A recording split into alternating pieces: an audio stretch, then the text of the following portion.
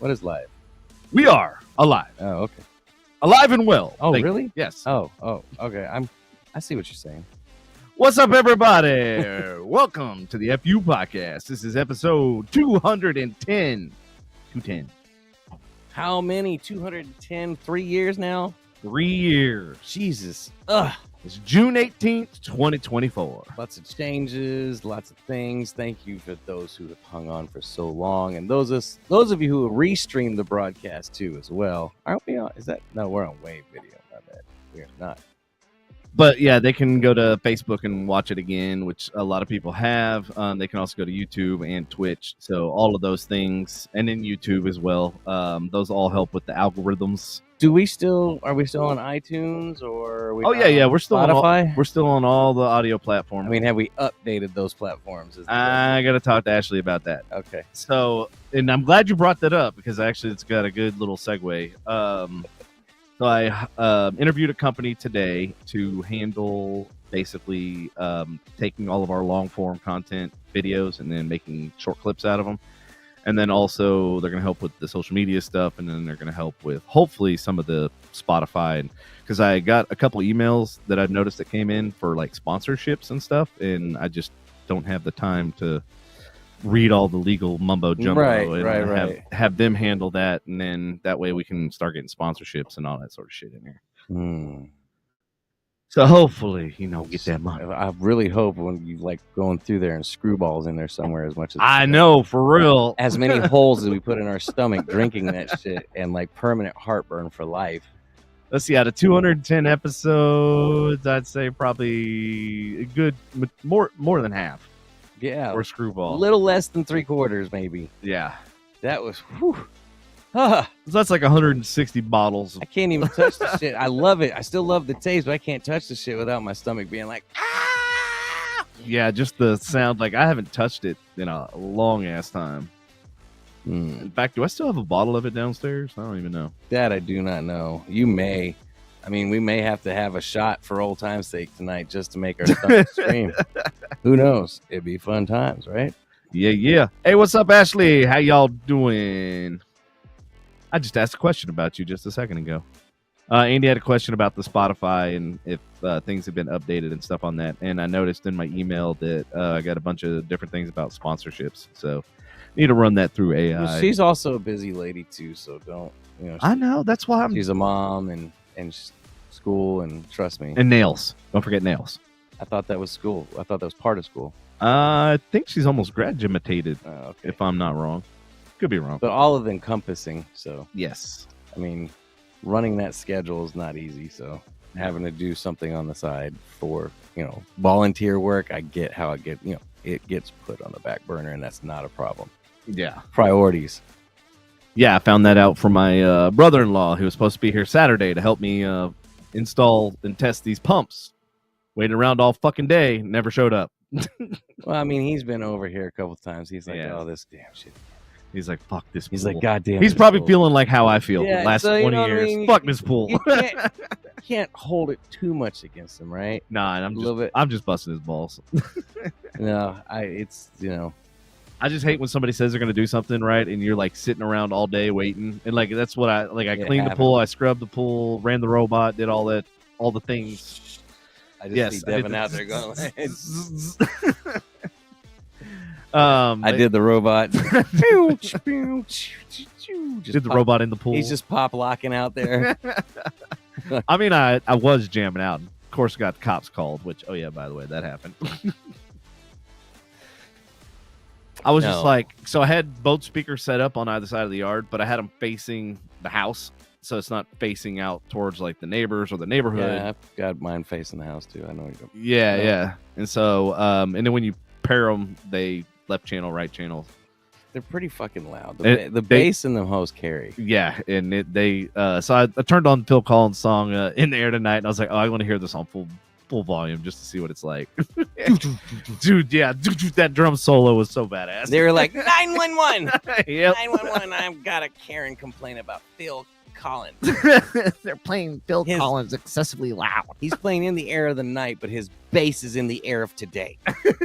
I need it shut down immediately. So those of you who don't know, we got these new neighborhood that was put in without our consent, written I or think we touched on this a little bit last week. well, I know, but now we got a new chapter in the novel of these assholes that moved in. But yes, to your point, we did talk about it last week. They came in and they're gonna, you know what?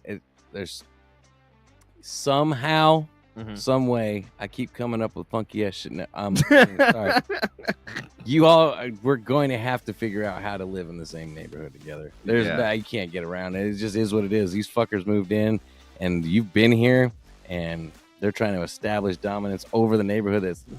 They're going to have to figure out how to adapt. They just are. Yeah, exactly. Or I'm gonna make their life hell. You know so, what I mean? Like, yeah, audience, if you have any good ideas to piss off the neighbors unknowingly, no, I would love to. Well, that's just it. It's not unknowingly now. Well, we've kind of ruined that with the whole podcast. Oh yeah, you're right. Shh. All right, in secret, secret handshake. Like, look at the camera. Wink, wink, wink. Tell anyone. Hey, throw it in the DMs. Yeah. Anyways, very cool. You got any so Devin? Yes, ladies and gentlemen, it's like he said it. He said he sends me a text message with a picture the other night, and this motherfucker's got 5 pool pumps in the back of his truck. He's got 1 pool, but he's got 5. Now, actually, if you really want to break it down, he's got 6. and an extra overdrive pump, or what was it? Oh, it's a what's it called? Booster pump. Dude, you had me blanking. I was like, fuck, I just said it 5 minutes ago. 6 regular motors? Yeah. And 1 booster motor. Right.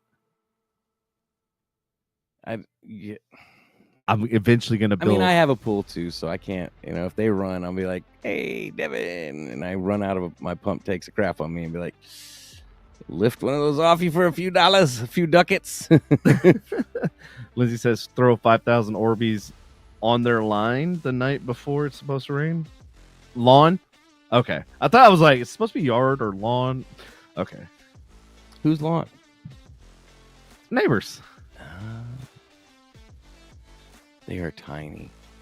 What? Those little, those little gel beads? Remember those little gel beads we shot? Yeah. Just dump a shit ton of them. Dude, just dump a whole packet of those in their yard the night before it rains.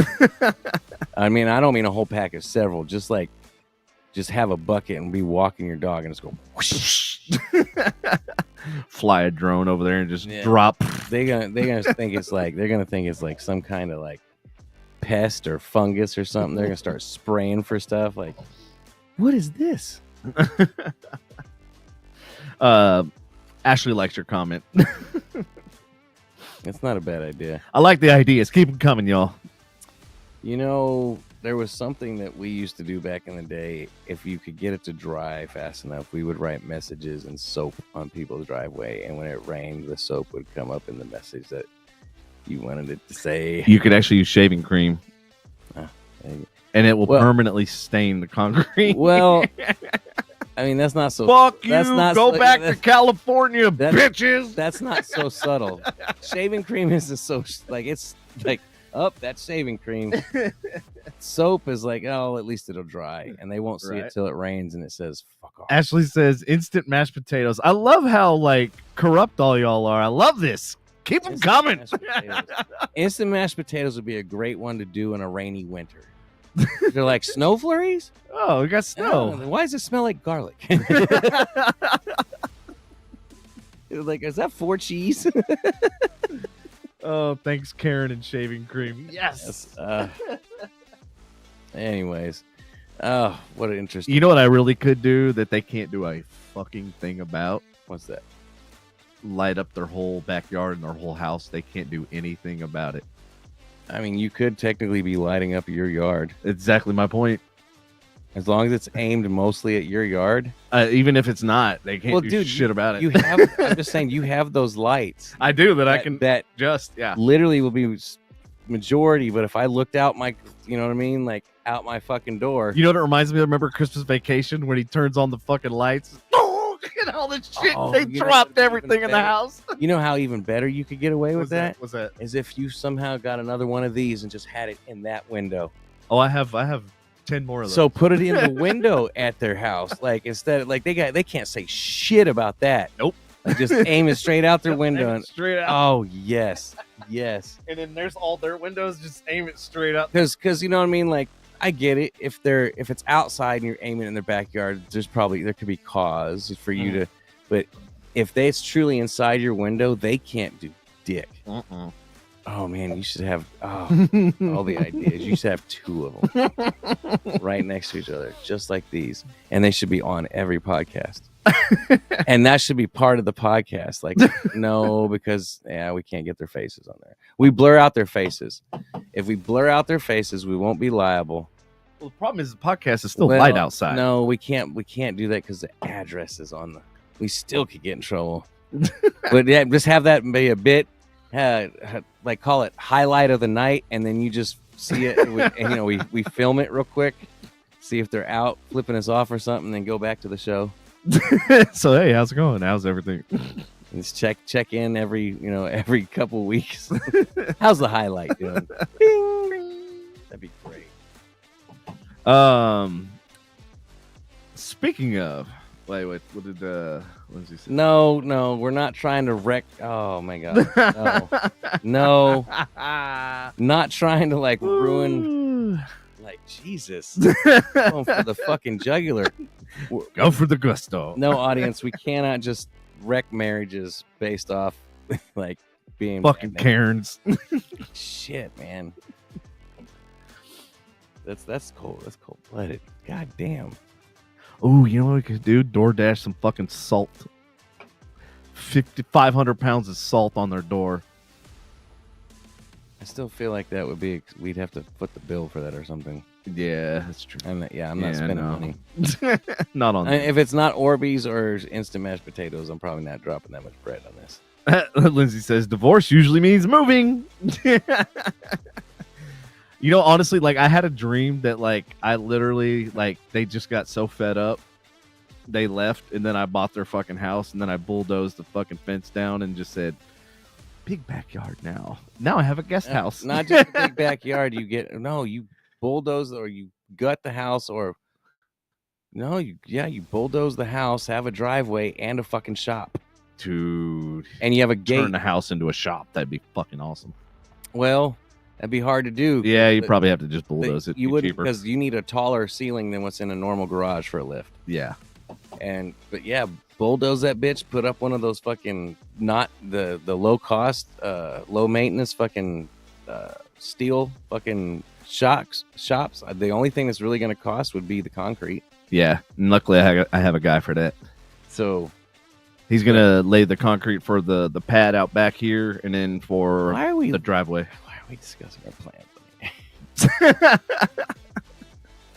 And then I had another idea. Like if this happens, like it's all drawn out from the comments and the audience to everything we just said, and like next thing you know, if they launched an investigation and a shop went up all of a sudden back there, we'd be in so much fucking trouble. So shipping containers. You gotta line the whole fence up with fucking shipping containers. They're technically on my property.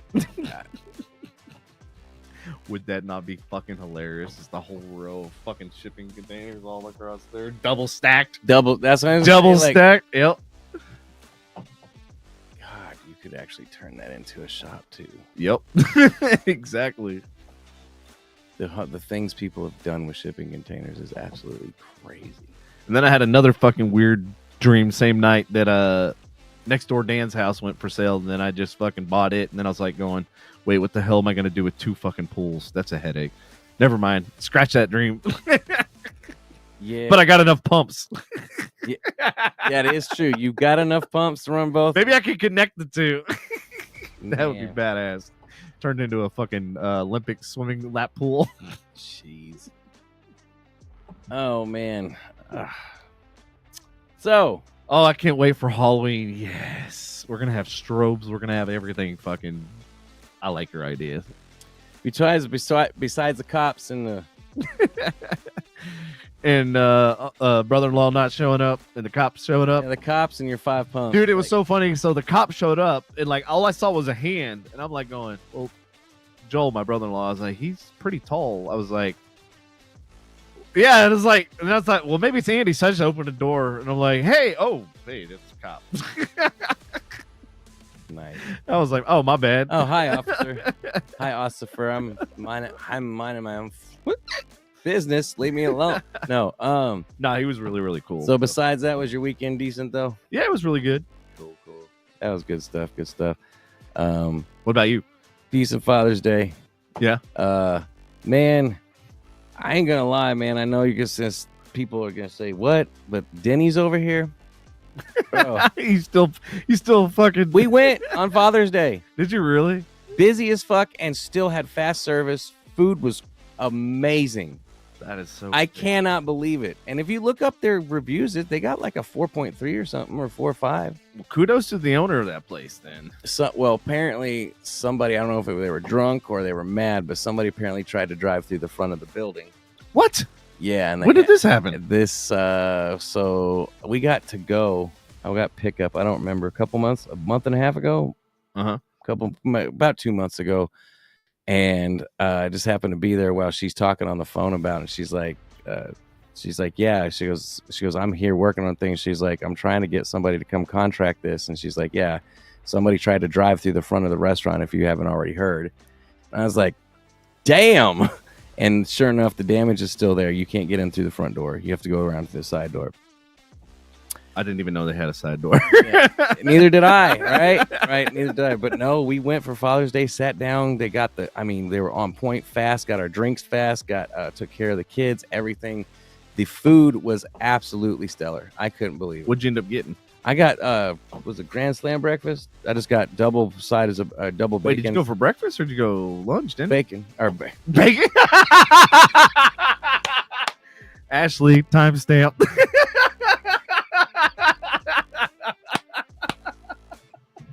Bacon. What was on your mind, bro?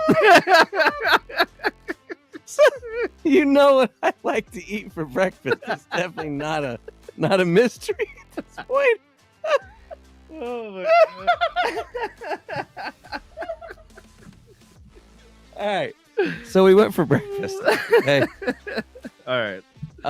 We went for bacon. Bacon. Let's be honest. That's just my answer. Bacon. Okay. So wow, we're like 19 minutes in. That was good. That was really good. But no, man, like I know how everybody loves Waffle House and they say they sleep on Waffle House because, man, Waffle Houses are hit or miss. Like you get a good one, but man, there's some really, really good ones, and then there's the really, really trashy ones and shitty, and just everything sucks about it. But Denny's is like that too, and man, I had the Grand Slam, but instead of sausage, I had obviously two bacon instead of bacon and sausage. But they made these like fluffy ass scrambled eggs, and they already had the cheese in them, and like fucking, it was fucking good, dude. And the hash browns were amazing too. Chocolate milk was on point. Like there was no complaints at all. Like, and I thought we were gonna get there, and on a holiday, especially on a Sunday morning, you feel you're going to be busy and probably waiting a little bit. Not hardly any wait, dude. And the food was cooked and stellar. But good Father's Day's card. I got this card that goes through dad farts like a National Geographic and it describes each different fart. There's one that's called it's called the artichoke. It's like very rare because it's from the rare vegetarian dad, because there's not a lot of us out there that are vegetarian. That's right. But anyways, I got some Marvel shit. Go figure, right? Yeah. Like I'm sporting some tonight. I was wondering. I was like, is that a new Marvel? Yeah. But yeah, it was a good day. Had some brisket. I really couldn't. I ate so much breakfast. I couldn't really hardly eat lunch, but I forced myself to eat the smoked brisket. Where'd you have smoked brisket? Our dad's. Oh, okay. So it was done on the smoker. So yeah, like I said, I forced myself to. It's pretty good, man. It's pretty tasty, Nice. But yeah, we did that, hung out there, and then came home, and then swam. Yeah, we swam and whatnot. So it was a good Father's Day. I got to spend the whole day with Jackson, so that's really all that mattered. Awesome. There was no having to drop him off anywhere at the end of the day and shit. So, well, that's good. Good stuff, man. But yeah, that was a good weekend. It was definitely a solid weekend. And man, I'm entering my first, not that we won't call it official, but my first barbecue contest this week. Yeah. Yeah, it's gonna be at work, but we'll see what I do. I'm do two pulled pork, two pork butts, but I'm doing pulled pork sandwiches. There we go.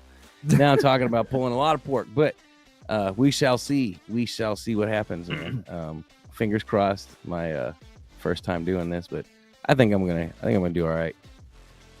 I got confidence in you, man. I'm doing my own little. I've seen a lot of videos and shit, but I'm doing my own shit on this one. Yeah.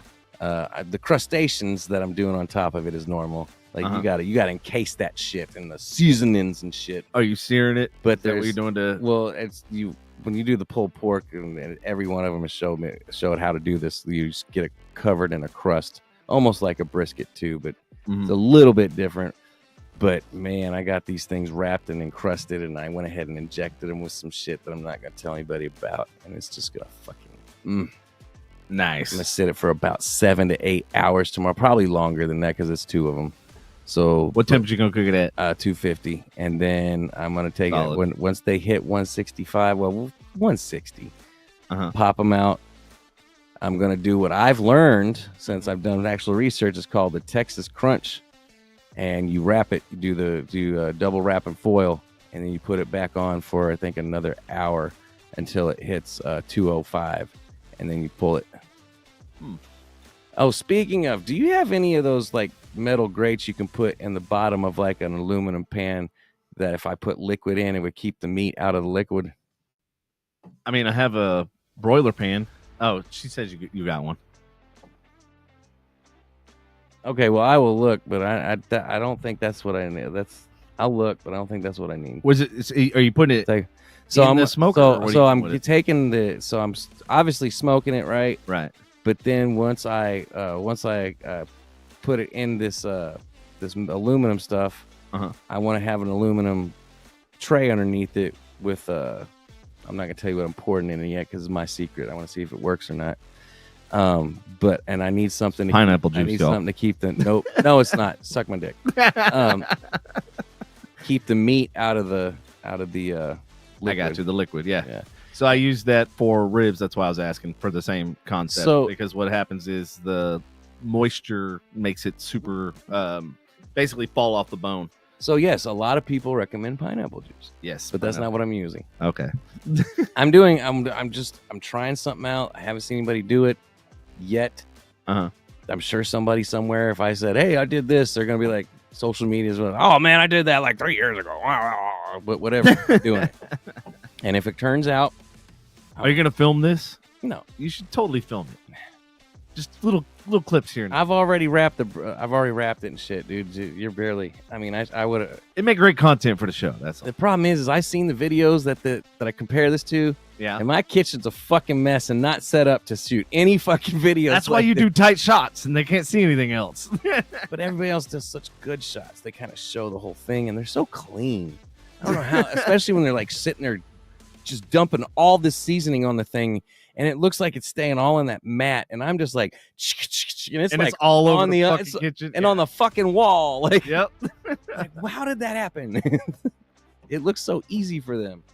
Yeah, that was kind of like me whenever I was meal prepping and stuff like that. Like, God, there were so many dishes, and it was just like, it was a continual cycle. Like, clean one dish and then use it again. Clean one dish and use it again. And it just kept going. Like, I started at 9 o'clock. I think I finally finished at midnight on Sunday.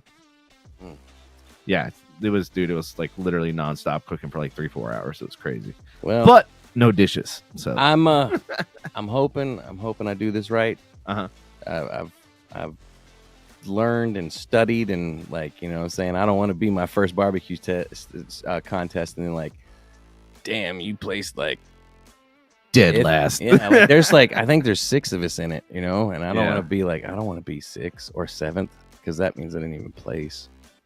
See, this is why you need to film it, because then when everybody's like, damn, that's amazing, you'd be like, oh yeah, you like it? Here's a video. $29.99. So I can so I can repeat the process. All right. I can definitely repeat the process. What's up, Molly? How's my favorite daughter doing? Hey, niece.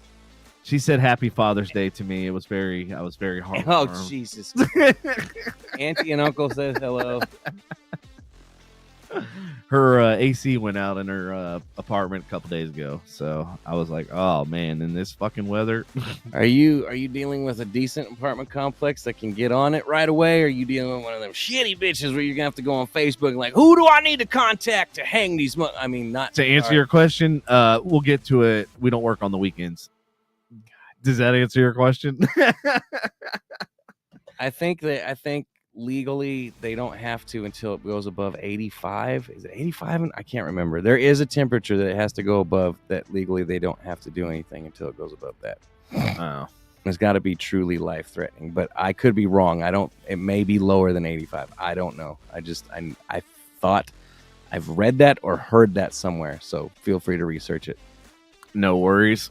So speaking of deadly things, heavy rainfall is going to hit Dallas-Fort Worth area and blame the tropical disturbance from Gulf of Mexico. When?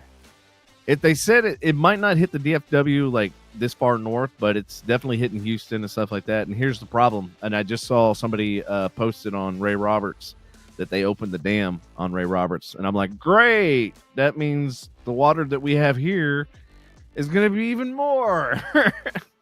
Well, let's just hope it's no. You know what? Let's not hope anything. Let's hope it just doesn't make our situation already worse, and let's hope it doesn't make our neighbors' situation any worse. Although it looks like it's going to. Yeah. But let's just hope it stays as south as possible, and we'll just leave it kind of like that, right? Because I'm tired of being landlocked in this fucking waterlocked or whatever the fuck it's called. Trust me. And you know what sucks is my Waze keeps telling me to go fucking down Shady Shores. I'm like, I can't. I'm like, technically I could if I'm in tundra. But I did finally figure out how to cut, do the maze and then cut all the way over to Swisher. I finally figured out to get to the other entrance of the other side of the neighborhood. Oh, to actually Swisher or to the service road? Both. I know both, but yeah. But I didn't realize you could get through that neighborhood. Like again, It's still a maze. Oh, yeah, it's definitely a fucking still a maze, but yes, you can get to I didn't realize that. It's insanely. And the cool thing is you can actually get faster by bike. Yeah. There's bike trails and shit. I've done it several times with her in the car, and she's like, I don't fucking get how you remember this. And I was like, I don't understand how I remember this. It is confusing as shit, and Andy's not exaggerating. It literally is a maze. That's why I don't tell people how to get that way, because it's like once they master it once, they're not going to be able to do it again. There's one spot where you turn right and then go back into it, and then you turn left and go the complete opposite direction, because if you make your first left that looks like it's going to connect, it ends up being a horseshoe and just takes you right back around to the street you would have taken a right on. It's so stupid. Yeah. Like the way that neighborhood is planned out is, I mean, I don't know what they were doing. Maybe it was trees or roots or something, but Lindsay says he's tried to show me several times. It made me realize I would die and starve to death in a corn maze. Yeah. Crazy. But yeah, I use it to save time. So good news is we're going to have cooler temperatures on Wednesday. So when you're cooking tomorrow, you'll have cooler temperatures. But it's also the highest chance of rain that we're going to have. Rainfall totals are projected 1 to 3 inches, accompanied by potential for thunderstorms, flash flooding. The disturbance will cause temperatures to drop to low mid-80s on Wednesday before rising back to 90s later in the week. And guess what? It's going to stay in the 90s. Yeah, I mean, well, summer's here. Yeah. Donna says it's not that bad. Donna, if you're referring to going up Dobbs to like the Corinth Parkway type thing, you're right. That going that way is not that bad. But if you go through the actual neighborhood down, like up, what is it? Stately Oak, and into that part, that way is crazy. Yeah, and then you take a left on, And there's a little park right there, which I don't know. Have y'all taken the kids to that park yet? No. My computer everything I had up and running just disappeared. Is it plugged into the power source? Does it have the little magnetic thing? Yeah. It like they blanked out, and then all of a sudden it came back on, and none of my stuff that was I think there's probably a bad cable issue over there because that was something that Patrick was having issues with all the time too. So glad to know it's salty. Different computer. Yeah, His saltiness corroded. It's all that saltiness. Yeah. I wonder if he's watching right now. Would we know? I don't know. All right, so the verdict is finally in from the Texas Supreme Court. And guess what? They side with the state regulators on the $16 billion winter storm overcharges. Go fucking figure. The Texas State Court ruled that the Public Utility Commission acted within its authority when it set electric prices the maximum rate during the February 2021 winter storm, resulting in $16 billion in overcharges. This decision overturned a lower court's ruling that could have allowed utility companies to recover losses. The decision aimed to stabilize the grid amid widespread blackouts, but it led to exorbitant bills and bankruptcies. Whew.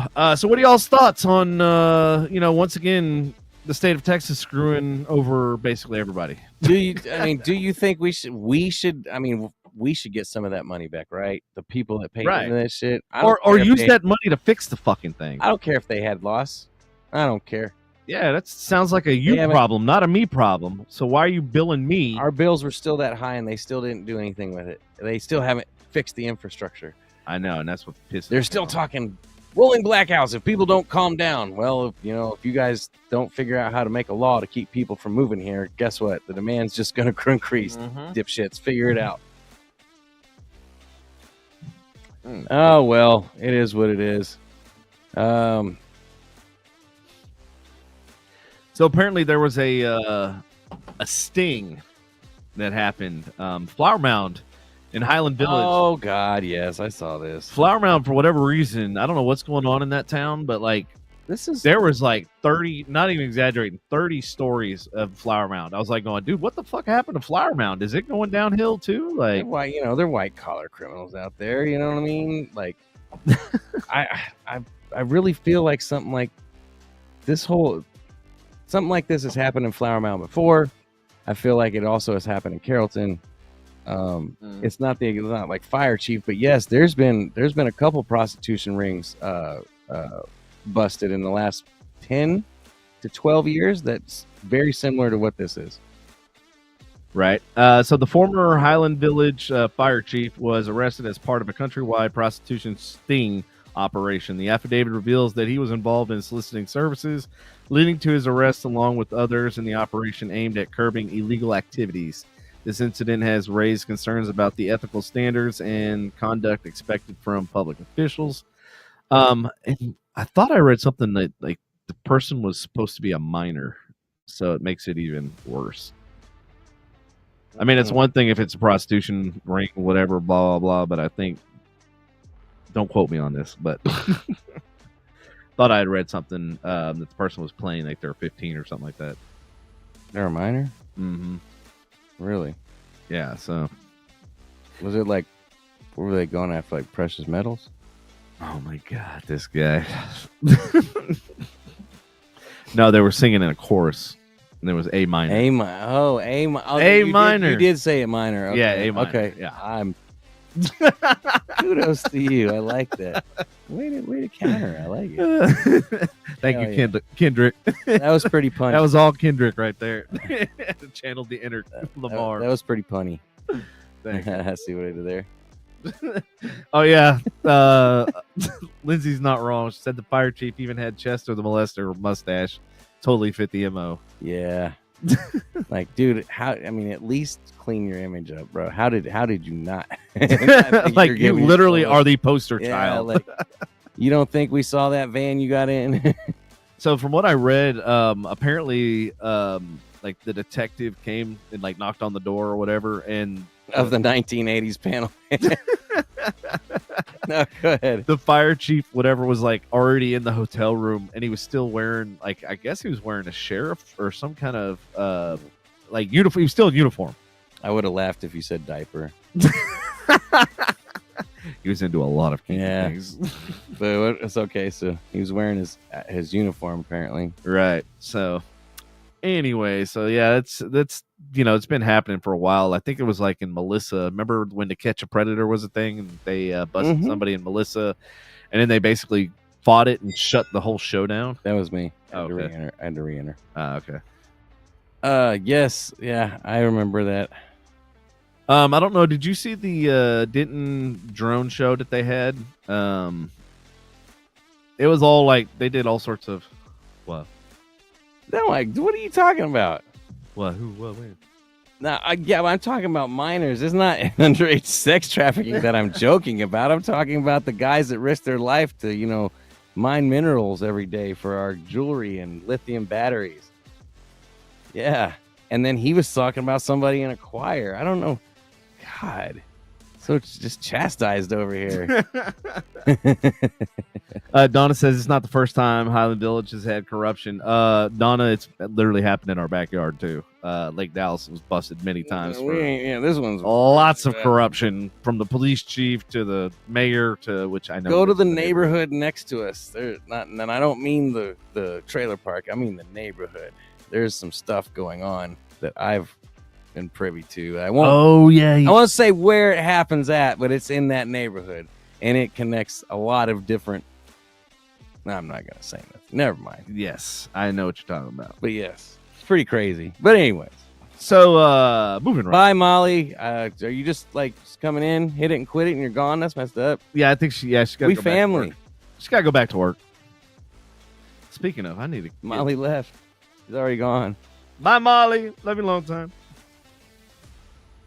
Well, interesting. Well, tell your friends to tune in. Word. Yeah, I'm sending some. Do we really? Are we? Do we really want to talk about the drone show? I mean, we can. Well, I was gonna just talk about it briefly and then talk about what are your thoughts as far as fireworks versus drones? I like both. Yeah, I like a mixture of both. I'd be cool if they can incorporate both of them. Mm-hmm. Yep. I would like the fireworks to shoot off of the drone. That's exactly what I was That's thinking. that. Yeah. Man, shit. Have drone wars where they're literally shooting at each other. That would be Roman sick. fucking candles. Oh yeah. Dudes could do this up so fast. Come on. There's so many ways fireworks and drones should go together. You remember this video game called Twisted Metal? Yeah. Yeah. Imagine that, but with drones. Mm-hmm. It'd be so fucking awesome. But it's like remember that what was that robot thing that was on Discovery where they would try to build the ultimate robot? BattleBots. They still got it. So you mix that with the drones and then fireworks. So believe it or not, sidebar, BattleBots has grown such a gigantic following. They have a huge fucking venue in Vegas. Yeah, it's huge. Well, coincidentally, guess who's going to Vegas in August? This guy. And you're not going to believe. Are you going there for a convention? Yes. You're not going to believe what kind of convention I'm going to be going for. What one are you going I bet you could probably guess. I'll give you 5 chances. Is it SEMA? Nope. What's the other one that's out there? Consumer Electronics CES? CES, I would love to go, but no, I'm not going for that. So you're down 2. You got 3 more left. Dude, I'm surprised you haven't been able to guess this off right off the fucking Porn convention? The porn convention? No, not that one. You got 2 more left.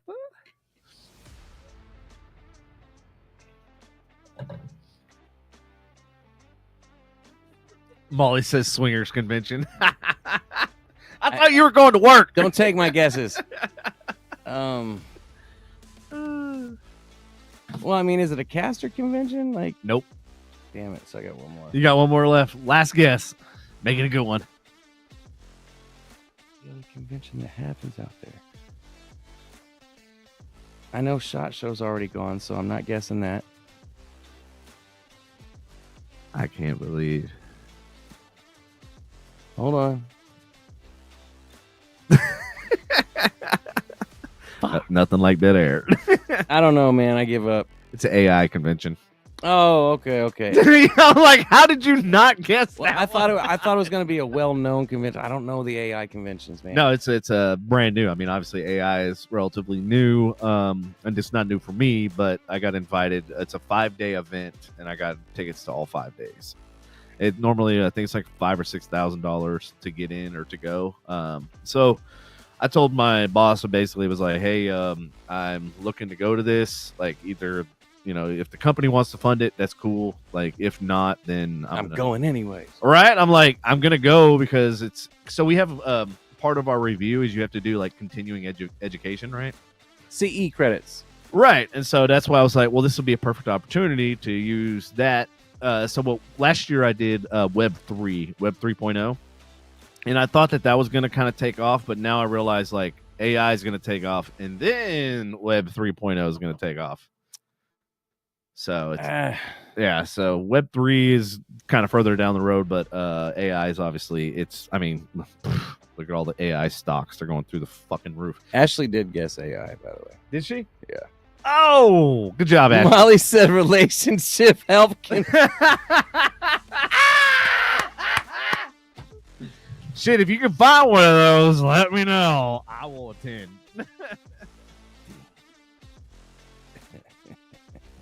Molly, if I do find one, I'm signing you up too. So. Oh man, damn, Molly with the right hook. For real. That's funny. Therapy, bro. It's called therapy. Not well, that's like group therapy. Because it's convention. Ashley said he really should. Hey, shut up, Peanut Gallery. Jesus Christ, y'all. God damn. Damn, they're fucking ganging up on me today. Oh, shit. don't worry. I'll like fuck up my barbecue or something. They can gang up on me next week. Speaking of barbecue. Dude, what? Well, they're having that best little brew fest in Texas. It's now turning into a music festival in Louisville. Remember, I think it was Western Days. I think it's the same event.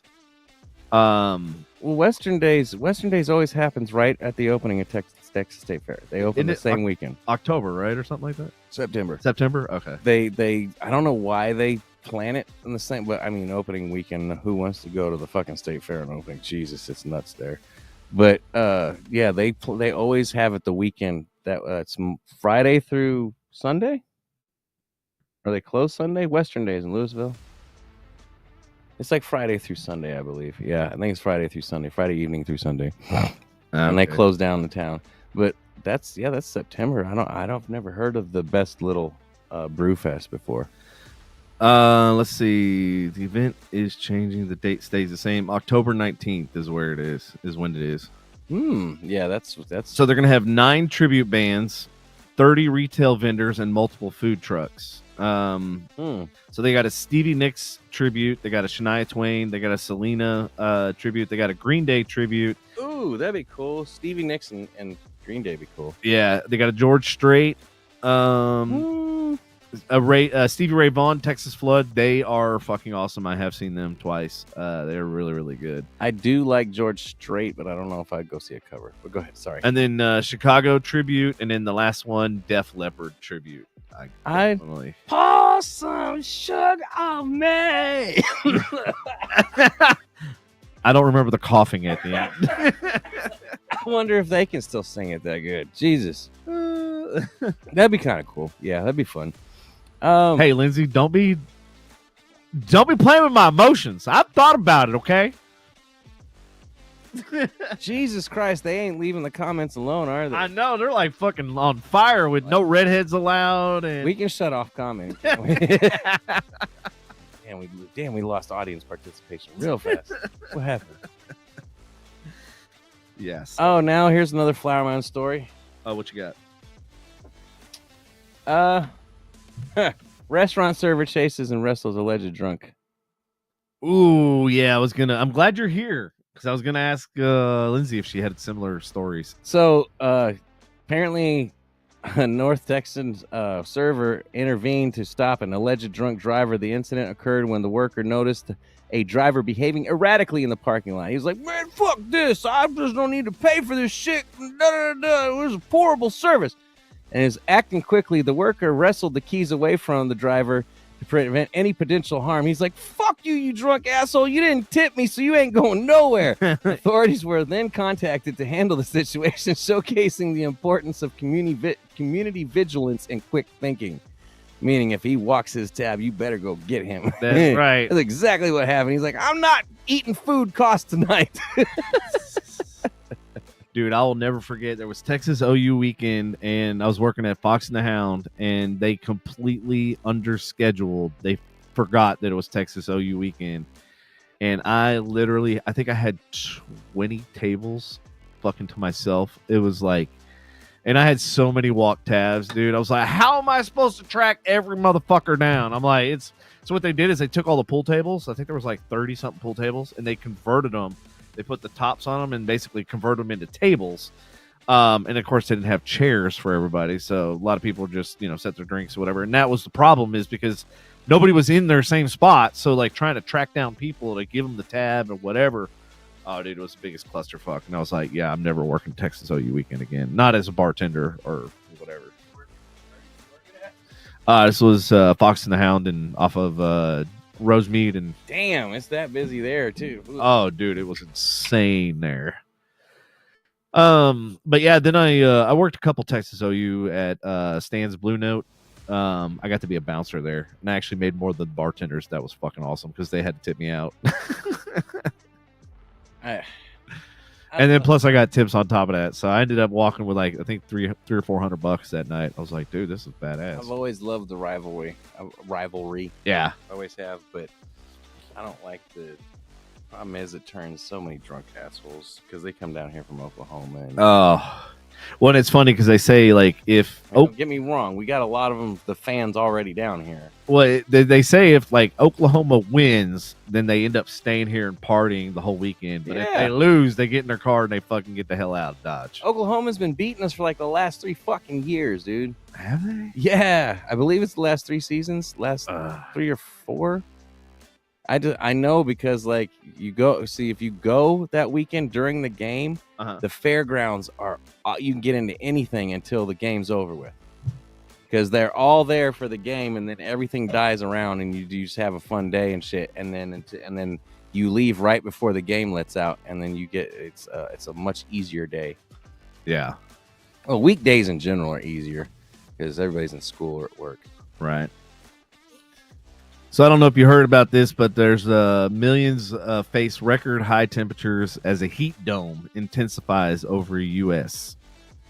My cousin is in Kansas. He posted it was like 98 degrees a couple days ago there. I'm like, dude, it's hotter there than it is here in fucking Texas. Well, is the heat dome north of us? Yeah, because it's definitely not here. No, it's Midwest and Northeast. So we should be cooking by. Yeah, oh yeah, dude, we should be in the hundreds by now. Cities like Chicago, New York, and Boston are facing temperatures up to 105. You fucking like we're used to that down here. Most of those places up north don't even have fucking AC. Like I know for a fact there's a lot of my grandma's house and shit didn't even have AC back then.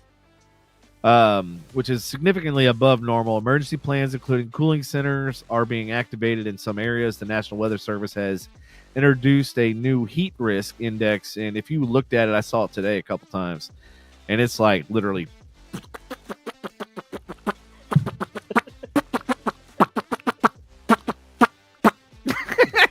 like that, huh? Just like that. Even makes the same sound effects. I did not know the weather could be so arousing. Oh no, Ashley, you don't have AC. That sucks. Your apartment's must yuck. Ashley, are you talking about in your car or are you talking about in your house? Because that's like 2 totally different situations. Like the car, I can understand because I drove the Prius a couple days with no AC and it fucking sucked. Oh, and by the way, it got me almost stranded on the expressway on 35. The, what I call the Autobahn. Which one's Autobahn? 35 north, the expressway, that little the toll.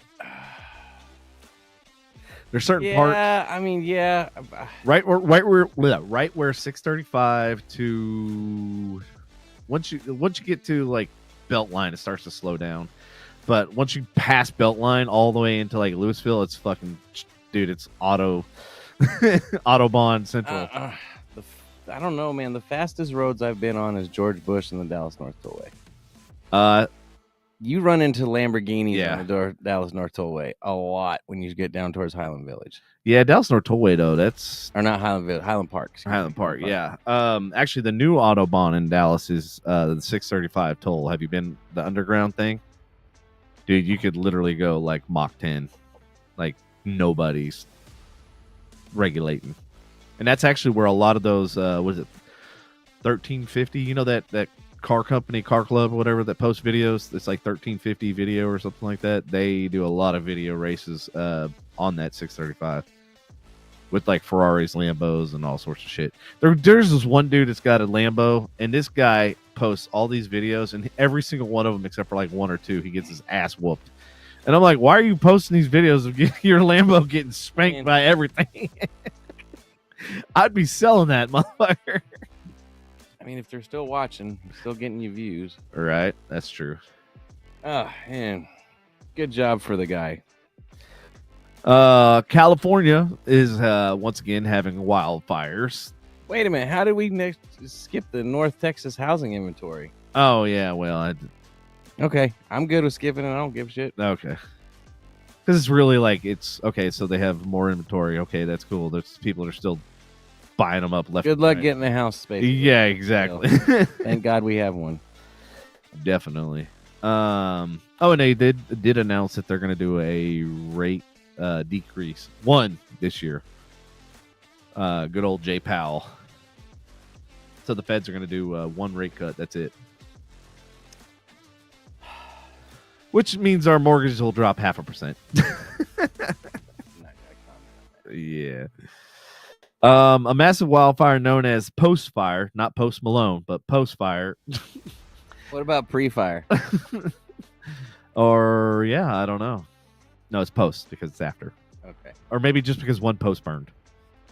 No, clearly it has burned 15,000 acres across L.A., causing evacuations for 1,200 people from Hungry Valley area. Is that like Hunger Games? Is that like right next door? Strong winds complicate firefighting efforts with gusts up to 50 miles an hour. Another fire in Sonoma County has also led to evacuations. Isn't Sonoma wine country? You telling me all of our fucking wine is going to be burnt? Save the grapes. The travesty. Hashtag save the grapes. While containment efforts are ongoing, the extreme heat and dry conditions in California continue to create ideal wildfire conditions. What are y'all's thoughts like about California? It seems like at least a couple times a year there's some kind of wildfires in California. Like, are they going to do like what Texas did with the power grid? Like, absolutely nothing. Cali? Yeah. Do you know how long Cali's been burning? Forever. And that's what they. That's what he. What was the sign that Chris Pontius from Jackass? He said, "God left California" or something like that. Or. Well, you know what it is. It's Jesus coming after all the. And it's burning all that shit, man. Mm-hmm. Y'all are just shitting on the sidewalks and letting homeless people steal with no punishment, and like crimes go, like nobody can stop somebody from shoplifting. Businesses are losing their ass in profits because of the stuff that's just running out the door, which in turn turns into insurance claims, which in turn turns into more state debt. Yeah. California gonna burn. I could keep on burning. So the next story and the one after are kind of both tied together. What do they got to do with? So there's this influencer. She's a young teenage girl, and the audience is 92% adult men. A mother started an Instagram account for her preteen dancer daughter, which quickly gained popularity, but the followers were predominantly adult men, some of whom were sending inappropriate messages. To who? What? So the mother created a basically a Instagram or some kind of account. Yeah, it's Instagram account for her daughter, like so that for all the dancers and stuff like that. But apparently, predominantly adult men, and they're sending inappropriate messages. Despite the mother's efforts to filter comments and manage the account, the reality of male followers persisted. Meta's algorithm have been criticized for promoting such content to potentially harmful users. This raises concerns about safety and ethics of young influencers on social media. Since y'all have small kids and some of the audience does as well, like, what are your thoughts on like the young influencers gaining large adult like followings, and like what can social media platforms do to better protect children and stuff like that? Because clearly whatever they're doing now ain't working. So what do you mean what they're doing now? What they haven't done in the history of Hollywood, like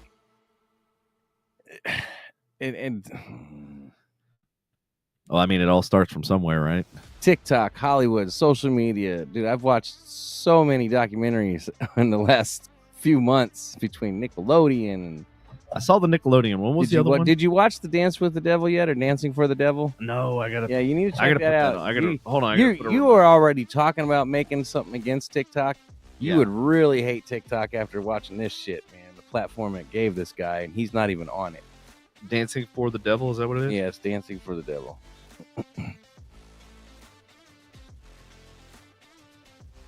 All right, cool. It's on Netflix. Got it. Yeah. No, I think it's really fucked up, and it's like, I don't know if it's the algorithms. Let's see. Ashley says, I don't let E watch YouTube in her free time anymore. I will not let her be a child star at all. Donna says, keep your kids off the site. The mom is the one that is wrong. Well, I mean, I understand. Yeah. But that lies a question. Like, should there be an age limit? To what, TikTok or anything? Any social media, should there be an age limit, or should there be like a separate? Here comes another problem. If you create a separate app just for kids, obviously, it's gonna get infiltrated and by the wrong people. Exactly. It just so like that's what I'm saying. Like, what is the solution? Because no matter what you try to do, they're gonna figure out a way to circumvent it. The only solution is what is ancient, and that's don't give your kids cell phones or tablets, which Jackson already has an iPad. He's already texting a girl. Like they're having a conversation and playing video games together and shit. Oh, video chatting. That's a different story. Well, or talk chat. I don't know if they're video chatting, but something. Oh, so yeah, they are. But so how does that make you feel? Her face says it all. She's a pretty innocent girl, like for real. Like, yeah. Man, it's like I know what I did as a kid, and this was dial up, and we were waiting fucking 10 minutes for one fucking photo to load. But as soon as the parents were gone, we're like, yes, I think I see a nipple. Heaven forbid there's a video you're trying to download. Exactly. It's like, oh, even just YouTube, I saw a frame. Even YouTube was like horrible back then. Yeah, you're better off watching. Remember the scrambled bunny ears? Yeah, fucking dial. Oh yeah, trying to watch. Trying to watch Cinemax or HBO. Yep. Watching like, oh, I think I see a colored boob. It's like scrolling across the screen. Because it's a bad signal. Let's see. Yeah, let's see. We see you and me. I like Lindsay's idea. I feel like you should have a driver's license or some kind of age verification. Donna says Facebook is 13, but they don't police. You're absolutely right. Like, how do you prove that you're 13? You don't have a driver's license. I mean, yes, you could probably, I guess, pull a birth certificate, but I'm not too sure parents want to give out their kids' social security and fucking birth certificate information out on the web, especially to a company which we have already known has been corrupting data and abuse of data and everything else. Every one of those social media outlets has. I know, exactly. And then Ashley says separate app won't work either. Even kids' YouTube is corrupt. He found videos that were not kid appropriate. I actually went down the rabbit hole one day, and yeah, like I was just like, holy shit, this is supposed to be for fucking kids. Yeah, there's some pretty fucked up shit out there. Lindsay said that's why Michael has Gizmo Watch, no internet, GPS tracking, and only controlled contacts. Good job. So speaking of, the Surgeon General calls for social media warning labels because that helped with cigarettes. Put a big fucking skull and crossbones on there. What's Sandy looking at over there? Nothing. I'll get to the story here in a little bit. Okay. The Surgeon General has issued an advisory suggestion that social media platforms should include warning labels to inform users about the potential mental health risk associated with their usage. The move is aimed at addressing the growing concerns about the impact of social media on youth mental health, including issues of anxiety, depression, and cyberbullying. The advisory highlights the need for greater transparency and accountability from tech companies. What are your thoughts of adding warning labels like they try to do with cigarettes with the skull and crossbones and all that shit? No, man. Do you think this will actually be effective in mitigating the negative impacts of mental health? I'm a fan of fucking taking the warning labels off of everything and letting natural selection work itself out. Well, in certain instances, we call Darwinism, but when it comes to your child's safety, I don't think that should. Here's the thing: I believe in child locks, and I believe in putting stuff childproof in your cabinets. But I'll be real, man. Like Jackson never got into chemicals. I think maybe there was like one time. Well, yeah, we had to worry about him more as a grown-up kid than we did with air conditioner cleaners spraying it at other kids. What happened? Yeah. Wait, man. What? Back up. Hold up. Wait a minute. Jackson was outside, and they got a hold of this air conditioner fin, the little fin cleaners, and it foams up and shit. Yeah, I got some. I need to do mine. Next thing you know, he's fucking running around chasing the kids with it, spraying kids in the face and shit. Oh my God, here comes a lawsuit. Donna agrees with you. Yes, clean the gene pool. It kind of reminds me of Idiocracy. But that's what I'm saying. We were pretty good with teaching him. We never had to. There was a couple doors we childproofed, but we never had to childproof the cabinets. I mean, I guess we're lucky parents that he wasn't inquisitive like that. But I mean, we also taught him not to get in that shit too. So. Well, and that's the thing is like everybody doesn't want to be a parent anymore. Like I literally heard something today on my drive that like literally made me want to pull over and punch my fucking radio.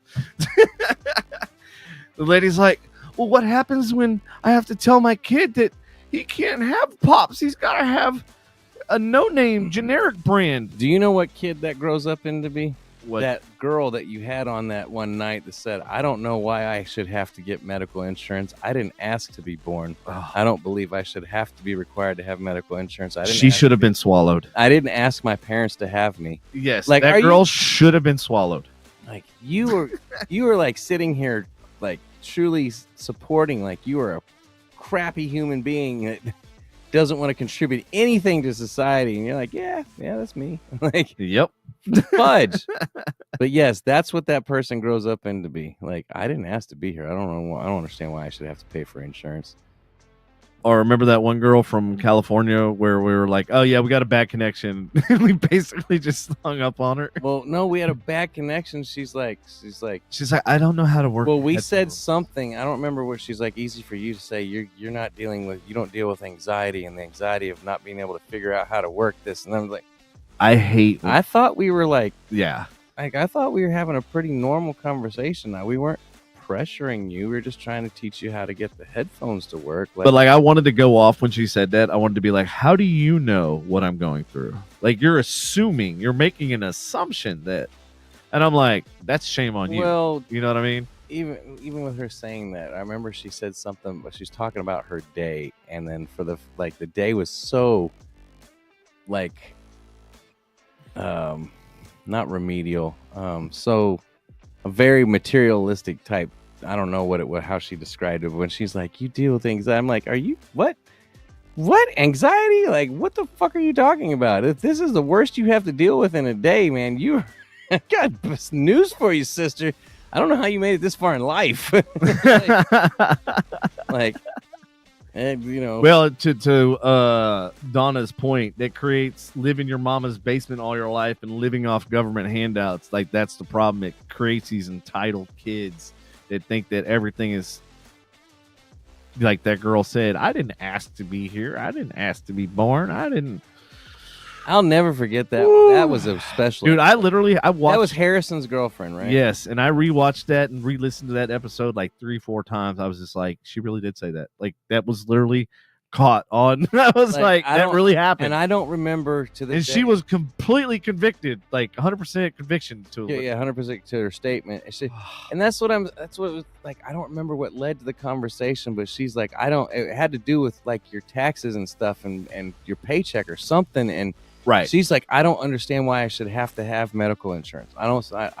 Why should I pay to, I didn't ask to be born. And I'm like, are you fucking serious? Like, okay, so you didn't ask to be born, so that just gives you an excuse to be a shitty human being? Like, right. Of course, if I look at life like I didn't ask to be born, that kind of writes the bill for being a shitty human being. But whatever, like, I'm glad I don't, like, even if I was, like, not doing that good in life, I'd still be happy that I'm here. Like, like, I don't mind being here. I don't know if it's just because, like, they don't study history anymore, because, like, you can look at all the places that don't have laws and rules and see how that worked out.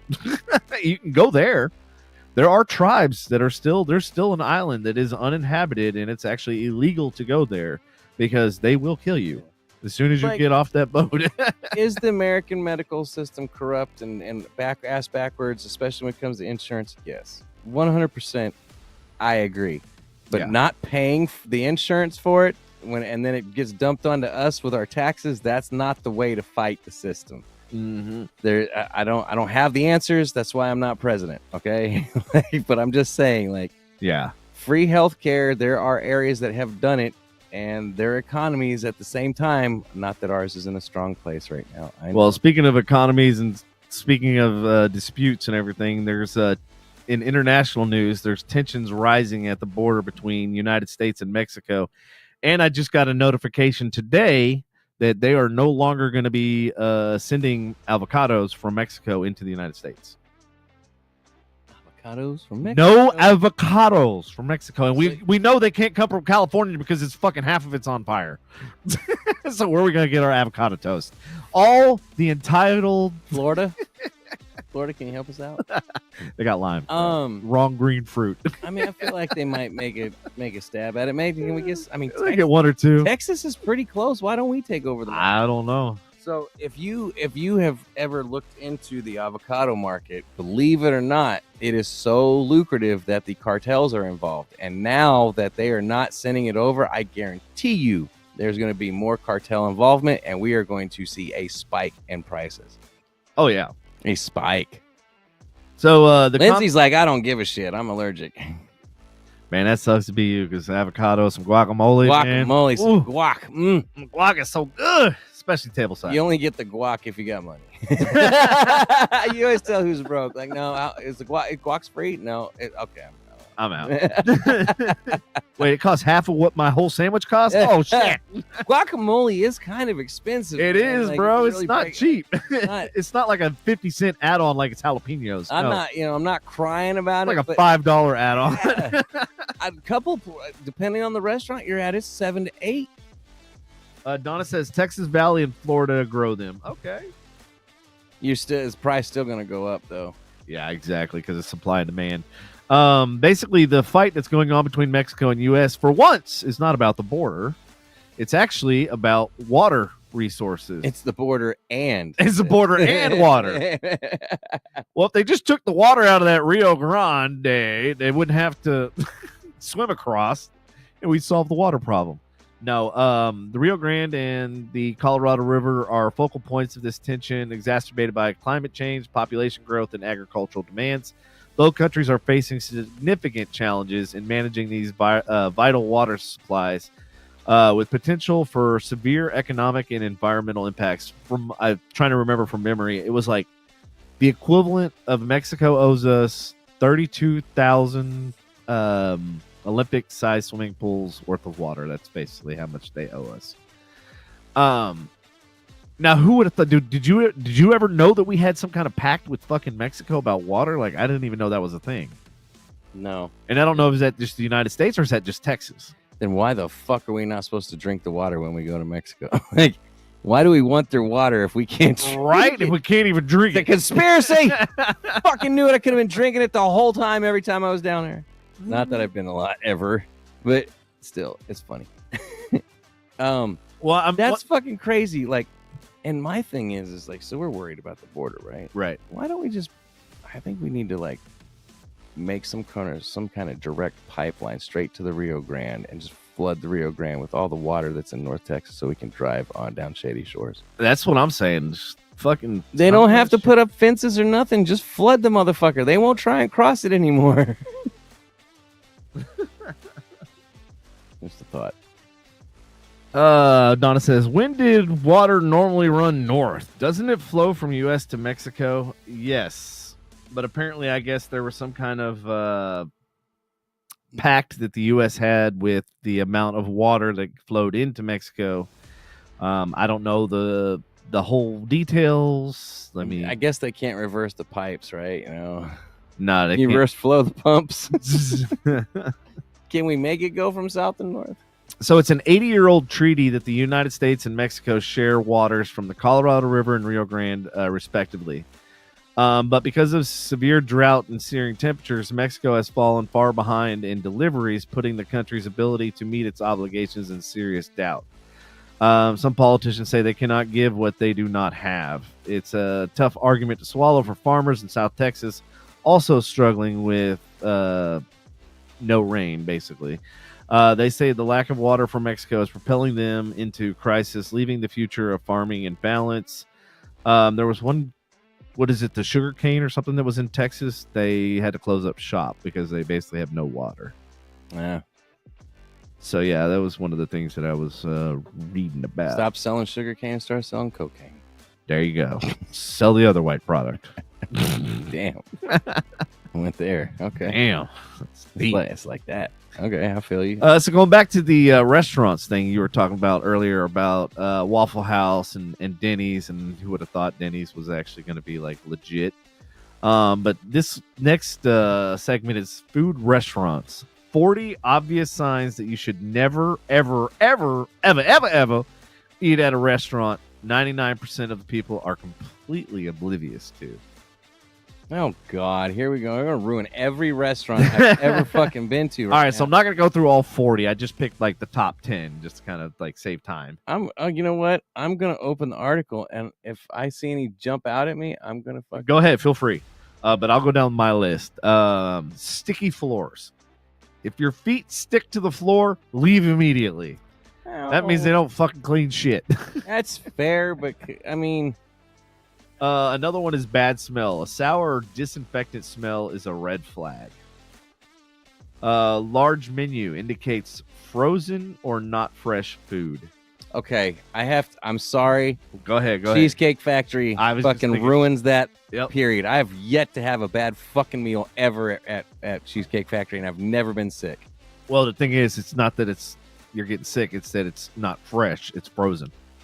Fuck, it still tastes good to me. Damn right. Overpriced frozen food, I give a shit. This shit's good. I ain't leaving the Cheesecake Factory. Suck my dick. No, and their food portions are insane. Or they used to be. I don't know if they still are. Dirty menus suggests overall poor hygiene. Fruit flies indicates a dirty kitchen. That's one of the things I can't stand. Flies and fruit flies. Like the ones that fly around here, they drive me fucking nuts. That's why I got all these bug zappers and everything else around the house, because I hate bugs. Disgruntled staff. Unhappy staff likely reflects poor management and food quality. I see this one say stay away from buffets.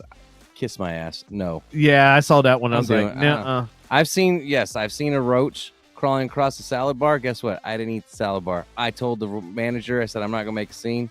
They caught my meal. And guess what? I didn't get sick. I'm not going to stop going to buffets. I don't care. I just don't give a shit. Like all you can eat for like $12.99. I don't know if it's that cheap anymore, but still. No. Unclean restrooms often means unclean kitchen, which I want to talk about this for a second. Every fucking 7-Eleven I've ever been into in my entire life. Now, mind you, I installed all of the networks in North Texas. Yeah. For 7-Eleven. They're 2.5 gigahertz Wi-Fi to connect the gas pumps to the register inside. So I've seen almost every 7-Eleven in North Texas, and those restrooms are fucking horrible. To the point where when I interviewed with 7-Eleven, I chose, like, part of my project was to actually create an app that basically rates bathrooms. Because I don't know how many times, like, I've taken the dart and gotten off and going, where the fuck is a restroom? Like, I can't even legitimately, like, fuck finding a parking spot. I just want to find a place to piss, or legally. Mm-hmm. You know, legally. Like, I don't want to get in trouble peeing on a shrub or something.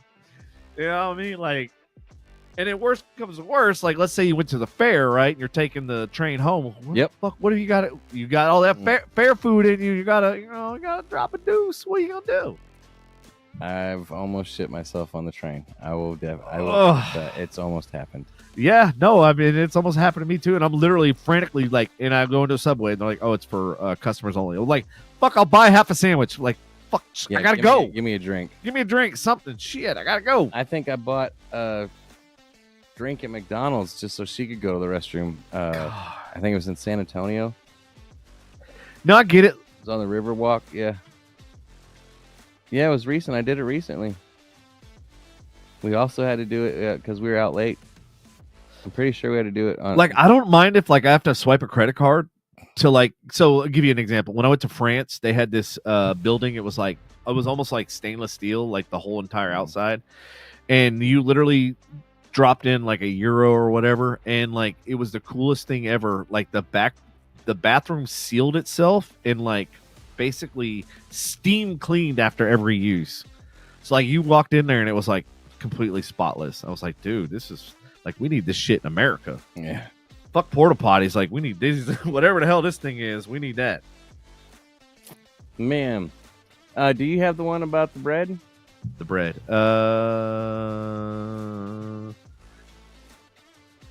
Seafood smell. Fresh seafood shouldn't have a strong smell. Dirty ceiling tiles indicates neglect of cleanliness. Unknowledgeable staff about allergies shows lack of food safety training. No, I don't have that one. Says right here, the bread. It has to be good bread. If they can't get the bread right, they don't know anything. No chef in their right mind is gonna.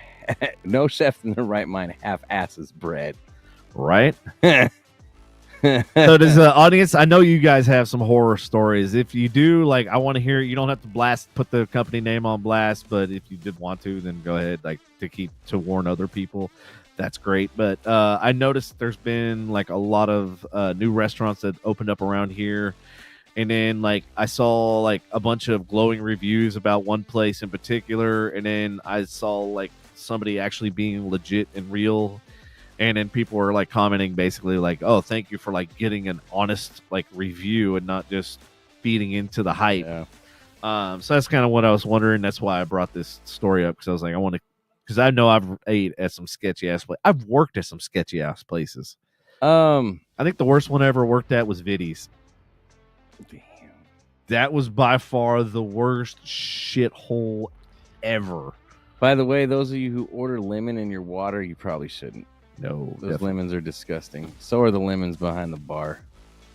Well, unless they're cutting them right in front of you, you can verify. I have seen them when they're all right. Well, I know at Marty's, I made it mandatory that first shift has to cut for the AM, and then the PM has to come in early to cut for the PM. So, like, all the fruit and stuff was completely fresh. Like, it was cut within that span of 10 a.m. to 4 p.m. and then from 5 p.m. to, I think, 9 or 10. So it's like they only sat there for four hours, but it was always circulating. You know what I mean? Like, once the tray was empty, we had new batch that came in and stuff like that. So it was like there was never, I mean, it's as much volume as that place does, dude. That shit never sat in there for more than 5-10 minutes. If you're not going to a well-known seafood restaurant, do not order the fish on Sundays. Most places get their deliveries on a Monday or on a Thursday. I heard that about Subway too. Don't order on Sunday. I've yet to get. The only time I ever get is if I have vinegar and oil on my sandwich, and then I get it. It's like clockwork. Nothing I can do about that. It just happens. That oil just makes things just blow. But yeah, those are the top 10 things with a few extras. Did the audience have anything? Donna was saying, I know service animals are necessary, but places that just allow any animal inside is a nope for me. If they are on a patio, I just choose to go inside. It depends on how well the dog is behaved. If it's like trying to get at other people's food and stuff, yeah, I'm not going to eat out there where it's at. But I don't mind the dogs being out in an open environment. Yeah, inside I do have a problem with, but outside, yeah. Like, I don't... You got dust, you got flies, you got a million other things that are way worse to deal with than you have a dog that's just sitting at a table. And, you know, I'm not... Here's the thing with service dogs. Here's the only issue with service dogs, okay? I don't have an issue with them being there, but the thing is not every... They're just like normal owners. Not every service dog owner regularly bathes and keeps their dog clean. And, like, shit, even I barely bathe fucking Loki unless he does something nasty. Like, I'm gonna be real honest. Like, you know, and it's just... And some of those people are handicapped and can't bathe them. Or they don't have a dog grooming service. Like, they need to be there. I get it. They're service dogs. Totally understand. Mm-hmm. I just wish there was a way to verify if that dog was clean or not. Right. I don't know if I want to do that next story. I mean, as much as I love Deadpool, it's kind of a stupid. What? Which one? I mean, I feel like they're making big to do about nothing. The one that says, "What is Deadpool in Wolverine's big gay marketing campaign?" No, I'm done with that shit. Like, you know, I'm sure he's probably like, "Oh, Disney, something's got to be gay." I don't right. Like, I'm going to see it. I'll go see it. I don't know when. I don't like opening. Like, I'll be honest with everybody. I don't like opening day at theaters. I have the trick. You go Thursday because they got $2 margaritas at Blue Goose. Either Blue Goose. You can go to the one at Grapevine, go to the AMC, that one. Yeah. Or you can go to the one Blue Goose here and then go to the... I don't like packed theaters. Oh, they're not packed. That's what I'm saying. Like, you literally go in on Thursday night because most people don't realize that you can go the day before. Not just the night. Most people think it's midnight that they open. But over here, for whatever reason, they open at like 4, 5, 6, and 8. Mm-hmm. So you can literally go hit at 6 o'clock. I think I went in there with there was 4 people in the audience. And it was cool because we had nice drinks and nice food, and we went to watch the movie, and it was awesome. We should just do that on a regular Thursday so we have the whole theater to ourselves. That way it's not opening. And like, I'm down with that. But yes, I do have something funny. All right, go ahead. Going on, and I don't know if we have any Post Malone's fans or Steve-O fans in the audience, but apparently in unrelated news, and not related at all, Post Malone, Steve-O let Post Malone tattoo a penis jizzing or peeing right above his eye. What? Steve-O got his face tattoo. And if anyone calls him Dick Face, well, he can blame Post Malone for drawing a penis on his mug. Jackass star enlisted Posty for his first face tat, getting inked up on camera as he prepares to go on his cross-country comedy tour. Look, he's got a lot of regrettable tattoos, but like a dick on your eyebrow, like, I get it. You're getting it from Post Malone. That's cool and all, but like a dick. Like, he's gotten several lasered off too.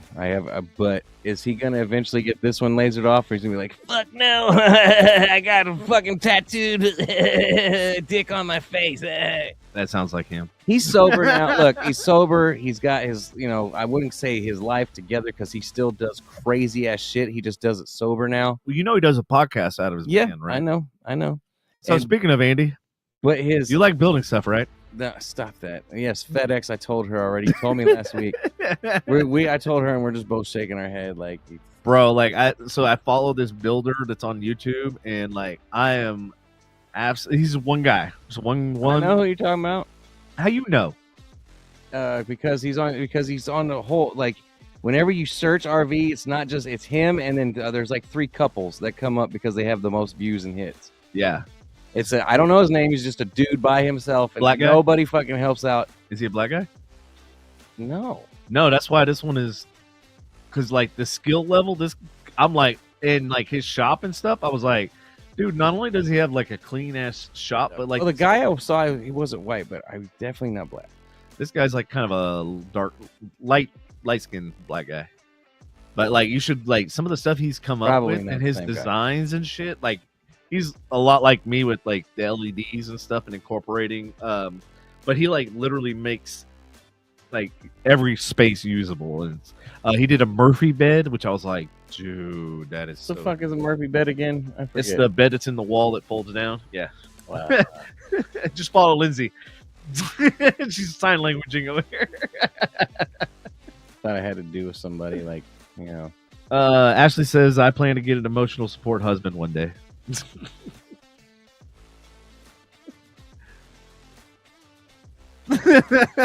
I'm your emotional. So yeah, so I get one then too. If you do, if you get an emotional support husband, I get an emotional support wife. So why would you need an emotional support husband? You said she needed one. And he said, "Oh, well." He said you needed to get an emotional support husband, and I was like, "No."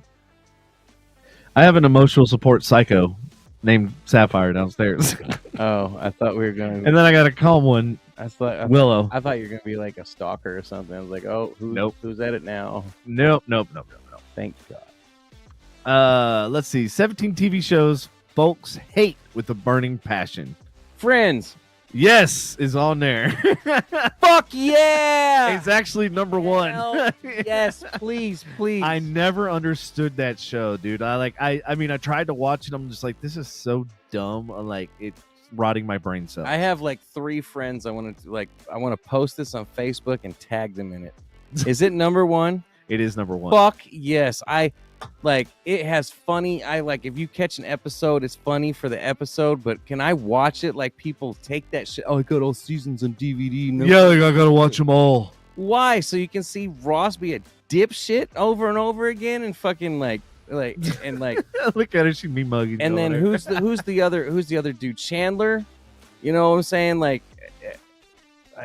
dude, that show just I don't know. Like, it was. I never could get into it. It just annoyed the piss out of me. I couldn't. Joey's just how you doing? How you doing? Like every other fucking episode. How you Like, doing? I bet he's gonna say it this episode again. Huh? And they just all meet in the fucking coffee shop in fucking New York like it's their place and shit. Like nobody else. Like, kiss my ass. All right, so that's number 1. Riverdale's number 2, which I've never watched. Grey's Anatomy. Riverdale? Yeah, Is that the Netflix one? I've never watched it either. Okay. Big Bang Theory. What was number 2? Does he really? So number 2 was what? Oh, okay. Grey's Anatomy was number 3. Big Bang Theory is number 4. Grey's Anatomy was number 3. Hated. Yeah. That wasn't a bad show. It wasn't a great show, but it wasn't a bad show. And Big Bang Theory is like actually kind of funny. Anyways, go on. Game of Thrones. The final seasons they put in parentheses. So yeah, okay, I see. Which yeah. that's when they kind of dropped the ball and they let somebody else write it. So we all know what happened there. It was the last season. It was the last. I'm surprised with this next one. How I Met Your Mother. That was a real that thing lasted forever. It did. And it was, I mean, there was some pretty good punchlines and stuff in there. 2.5 Men. Now, which version? Are we talking about the one with Ashton Kutcher, or are we talking about the original? I mean, dude, okay, so the one with Ashton still wasn't horrible. Wasn't horrible, but it just didn't, to me, it just didn't have the same. 2.5 Men wouldn't have aged well after, like, these days anyways. No, definitely not. I still can't believe that's hated, though. And, of course, Keeping Up with the Kardashians on this list. That should be, like, number 1. That should be, one yeah. or 2. Well, I don't know if these are in any particular order or if this is they just. I hate that fucking show. I can't Like, stand it. like The that fact shit. that they got famous from a sex tape and that stupid show is like beyond. The little advertisement on Hulu or whatever when you turn on Prime is fucking Donna says she's married to Sheldon. is Chloe asking her brother if she can donate sperm again for one of her friends, and he's like, I can't do this anymore. Oh my god! Like, so it's not the first time he's done it. Like that's like your sister coming to be like, hey, can you beat off for me, please? Okay. What? Fucked up. What? Don't even be talking to me about this right now. Like, you shouldn't even be in my presence. That's disgusting. The Walking Dead, which I started watching that and then I fell off. I can't remember about halfway. And I was like, this is just stupid. I got to season 6 and then it was I was like, how much when they killed the Asian dude with the bat, Glenn, when they killed Glenn, and it was Negan,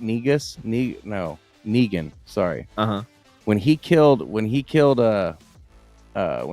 Glenn with the bat, that was the last season I really kept up. I think I watched 1 or 2 more episodes of that next season. I was like, how much further are we gonna go? Can we? Is there an end in sight? Or are we just gonna watch this for the next 20 seasons and then just like? Yeah, that's kind of where I was at, and I was just like, and then they, I think it was the governor. That when they met the governor and they moved into like, I was just like, okay, I'm over this. Oh, I was way past that. Yeah. Anyway, dude, that's where I fell off. It was when they met all that group of people and then you got all new characters to learn. I was just like, I'm done. Like I like the original characters. I don't need all these new people. And it's gotten even further because now it's like Surviving the Walking or something else. There's like and then the last one is Glee, which never would watch. Not into musicals. Hate. Yeah, shit. I see why that's hated. Totally understand why that's hated. All right. Now we're getting to the good stuff. Donna, pay attention. I promised Donna I was gonna give her some good business and as much as I can legally say without being the SEC up my ass and without being a financial advisor. So Nvidia stock slips, but new price target is highest on Wall Street ever. Nvidia's stock price was recently raised by analysts due to strong demand and performance in the AI sector. The company's advancements in AI technology and significant market position have led to increased optimism about its future. Analysts believe Nvidia's leadership in the semiconductor industry and strategic investments will continue to drive its stock value upward. And just so you know, I made about $400 just off Nvidia today. So it took a huge upswing. Just so y'all know, Nvidia was so big that it split 10-1. So basically it was valued, I think, around $1,300 per share of stock, and now it's down to $130 per share.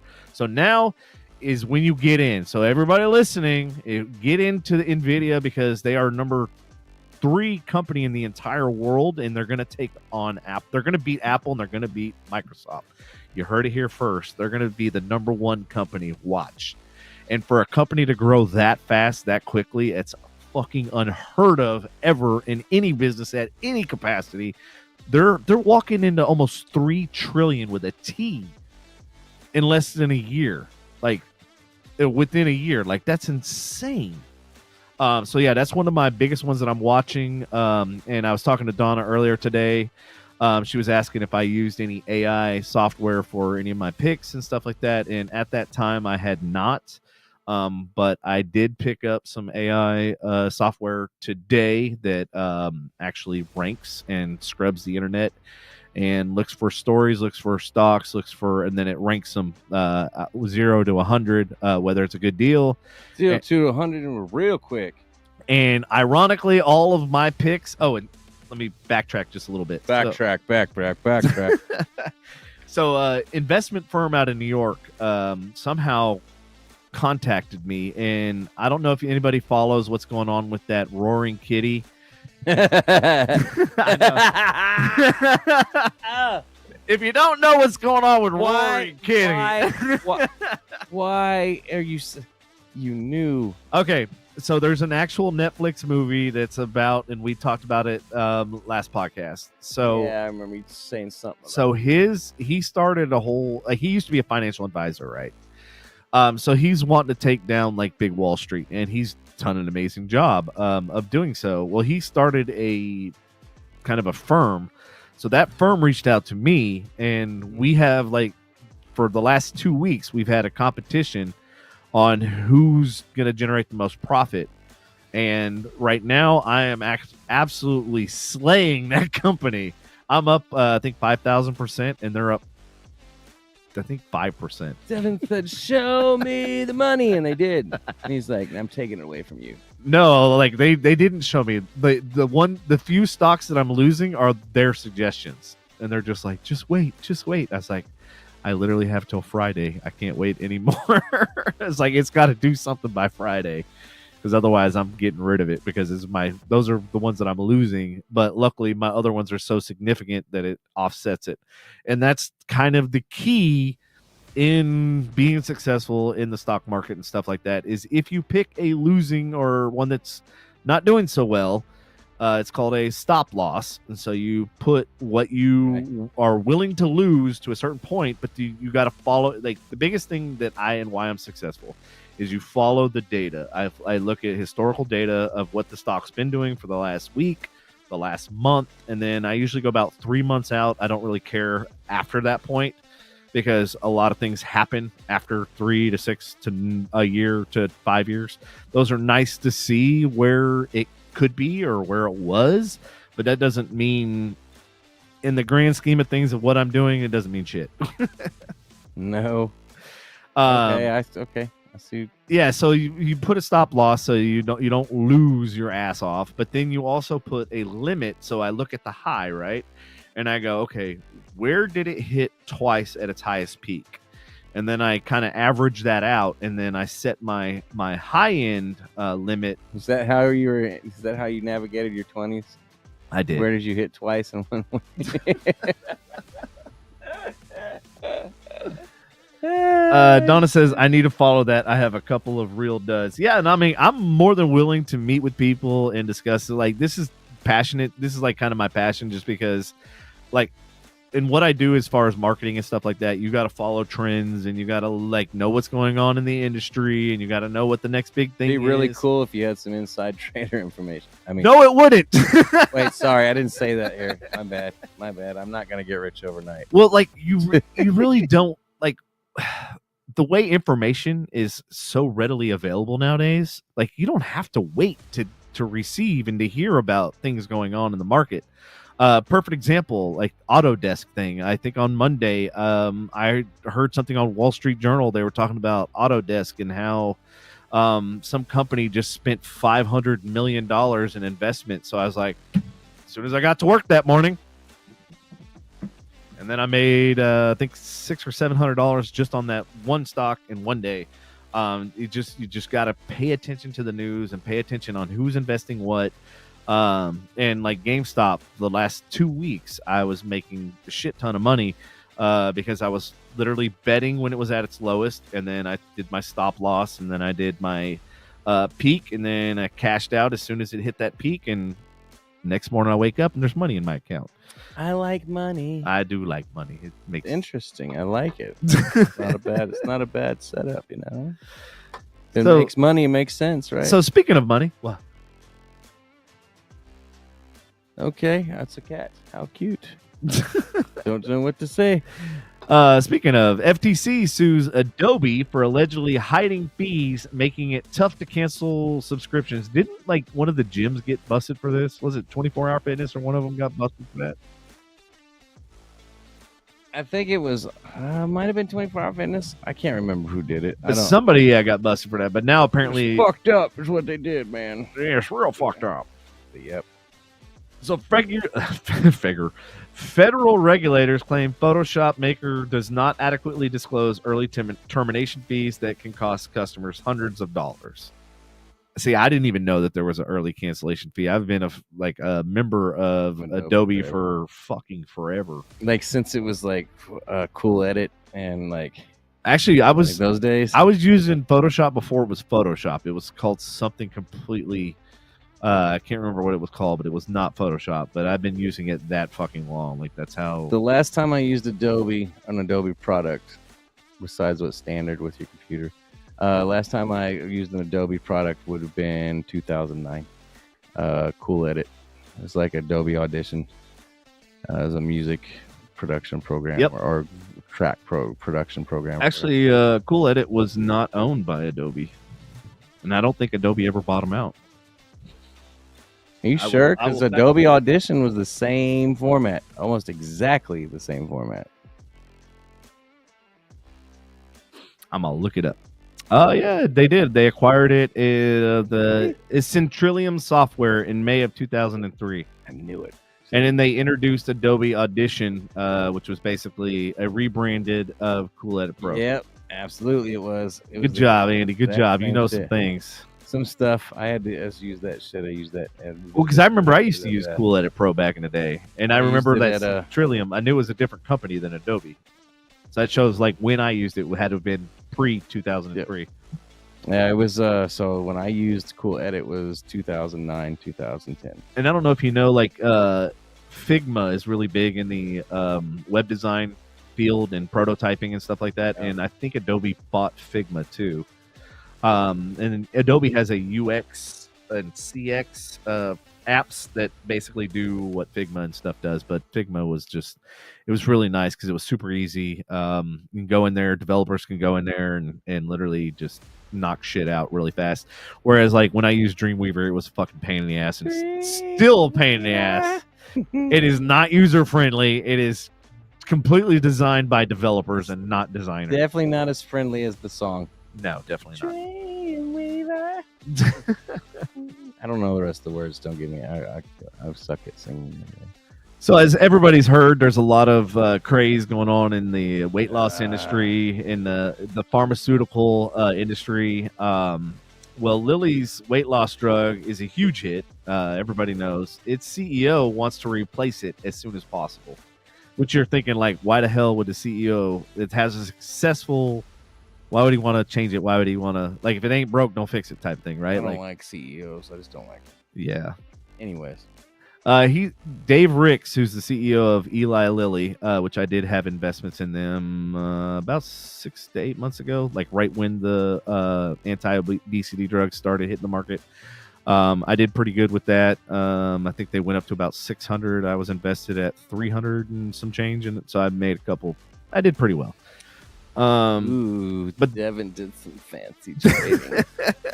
But that was back when I was doing long-term investments, and that's what I was telling Donna, is that like what I'm doing now is not long-term. I'm looking at short-term gains, which is like basically it's more or less day trading, but without having to be a passive income.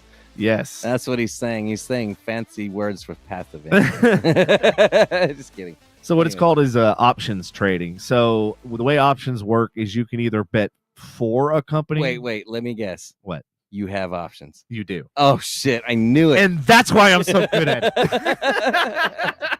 Nail on the head. All right. Cool. No, like, so options trading is you basically, so perfect example, like Boeing. And I bet a substantial amount of money that... I'm not even going to tell you how much because it hurts my brain to even say this out loud. But I bet what's called a short sale of Boeing stock. Okay. Like I actually am semi-familiar with what a short sale is. Okay. So what that is you're counting on the company to basically lose money. So when the door fucking flew off and all this shit Boeing was in the news, I was like, dude, this is a perfect opportunity. I'm going to stick it to fucking Boeing in a 5-figure fucking sum, mind you. Okay. It was not a small sum.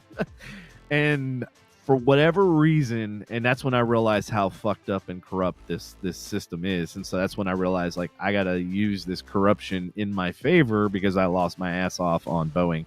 And what I found out is, like, there are certain people that keep certain stocks and certain companies around, regardless of what kind of bullshit and whistleblowers that mysteriously die. Which, oh, by the way, there was another one that came out today. Another whistleblower, so I hope to God he's got some kind of protection. Was it a Boeing one? Boeing, yes. Another one came out today. So at this point... So get this. This one is... Hold on, let me finish this real fast, and then you go ahead. Right, go ahead. This new one that came out today said whenever they would have a part that was not usable, they would paint it red, and it would end up in a scrap pile. Apparently, this guy said that they would scrape the paint off and reuse it and try to reuse these parts that were damaged just to save money. And I'm like going... You're flying fucking people, not cargo. I'm like, And I'm like, this guy's definitely going to get whacked because the amount of shit he's saying, which is next level to what everybody else was saying. So what were you going to say? Sorry, I had to get that out because it was it's so important. And it's so like, this is the final nail in their fucking coffin. How? And yet, nothing is getting done. They're not grounding. They're still in the fucking air. They're still flying. I don't fucking get it. Like, it blows my mind. And that was the whole, like, because people need to get the one thing that's not one of the industries that's not going to halt is the travel industry. It's what sucks about it.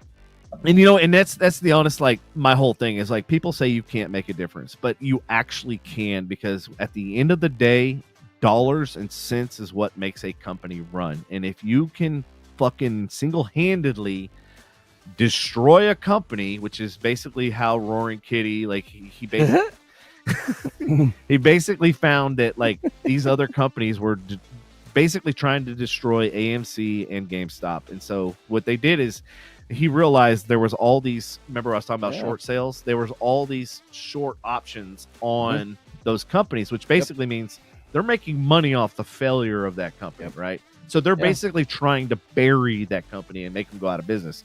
So I was like going, well, we have the same power to do that to Boeing's. We have the same power to do. So the thing is people like, oh, you can't fight, you know, against these big companies. I'm like, actually, you can. Well, you can hurt them financially. You literally can. Well, here's my thing though. Here's the other problem is, and that's why I love doing what what other plane manufacturers out there for Airbus? Airbus. All the planes that I've flown the last 2 years are Airbus. I will not fly Boeing. I will not fly on Boeing.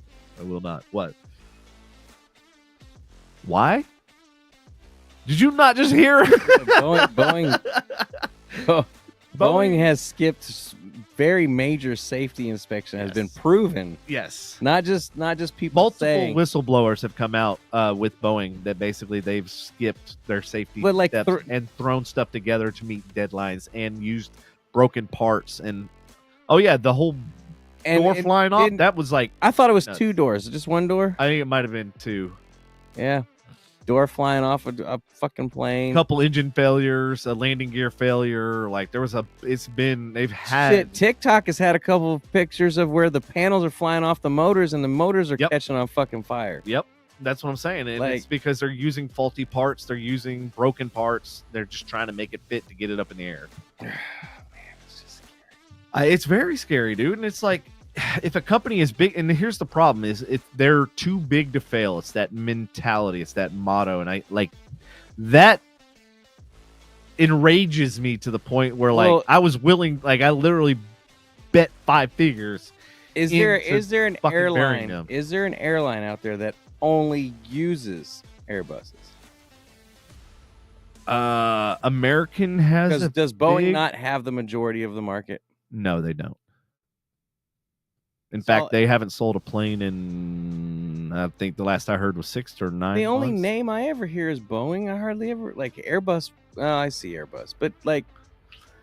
So, and then I actually looked this up because I was kind of curious, like who owns Airbus. So originally Airbus was a French company, but then it's been acquired by like the European Union. So it's like France, Germany, UK. So it's like it's owned by a bunch of different companies, or a bunch of different countries.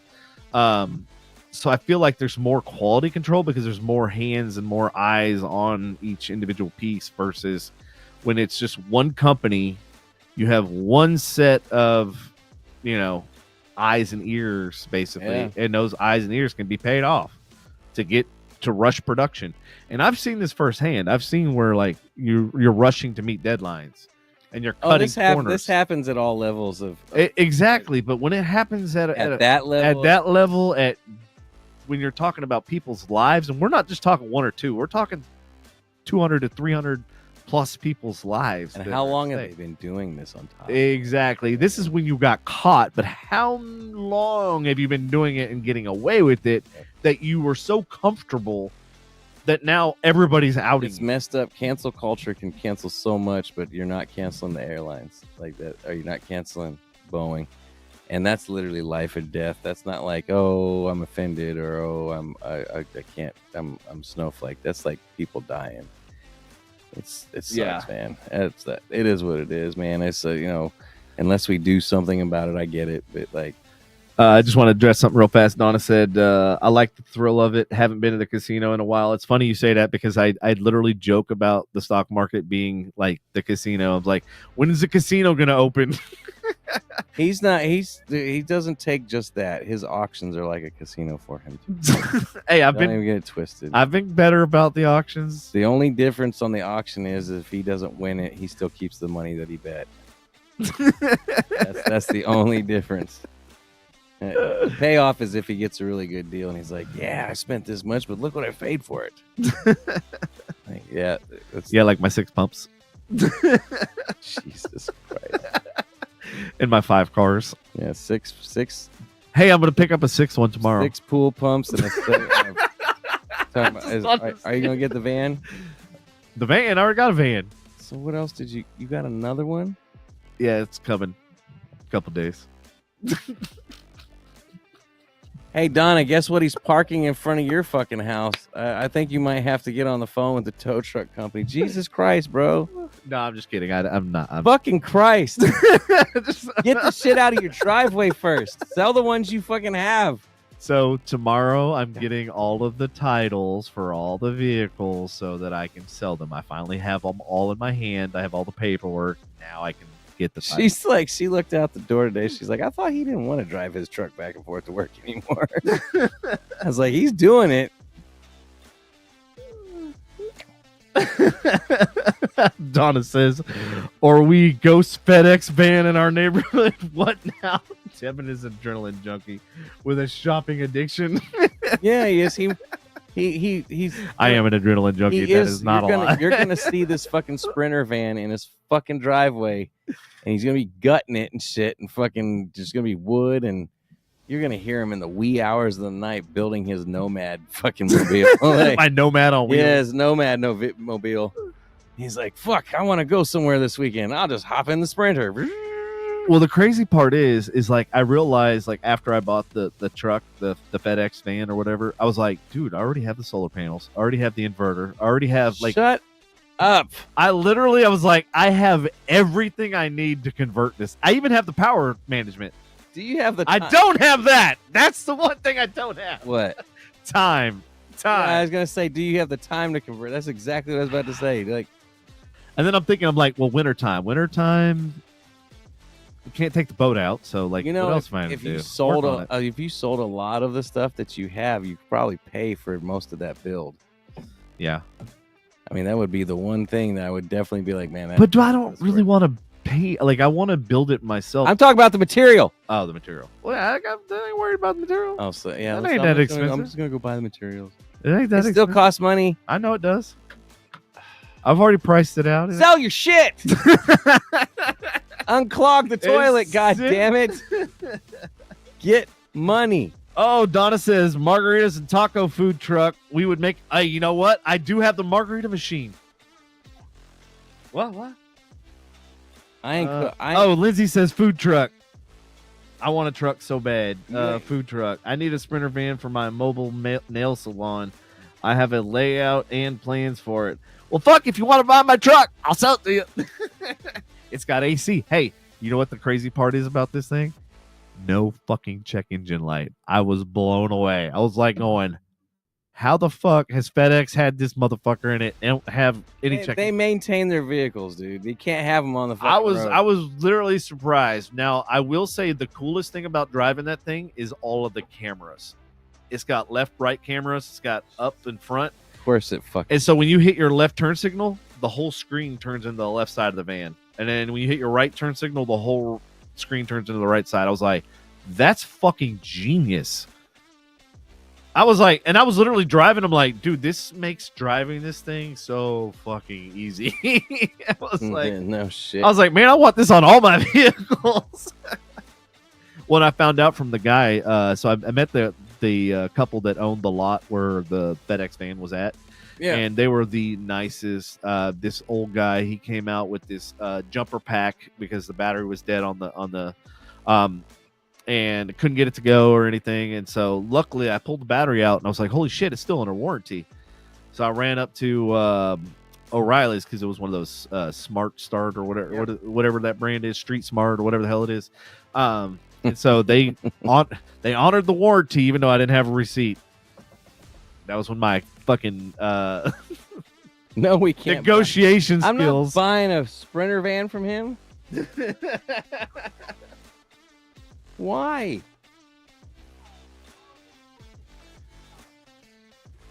I was literally thinking about the dogs too. I was like, dude, I could halt the dogs, everything in there, because it's an extended van, so it's got a lot more space in it. If that's coming home with us, we're turning it into a mobile grooming, and you're gonna go get an LLC. I mean, I have a couple people that are willing to. That's what that's gonna be, because I'm not. I'll build what I can, but I ain't fucking driving, and I got a job on top of that. That's gonna Donna. Here's the funniest shit about what you just said. Hold on, I'm gonna post it so the audience can see.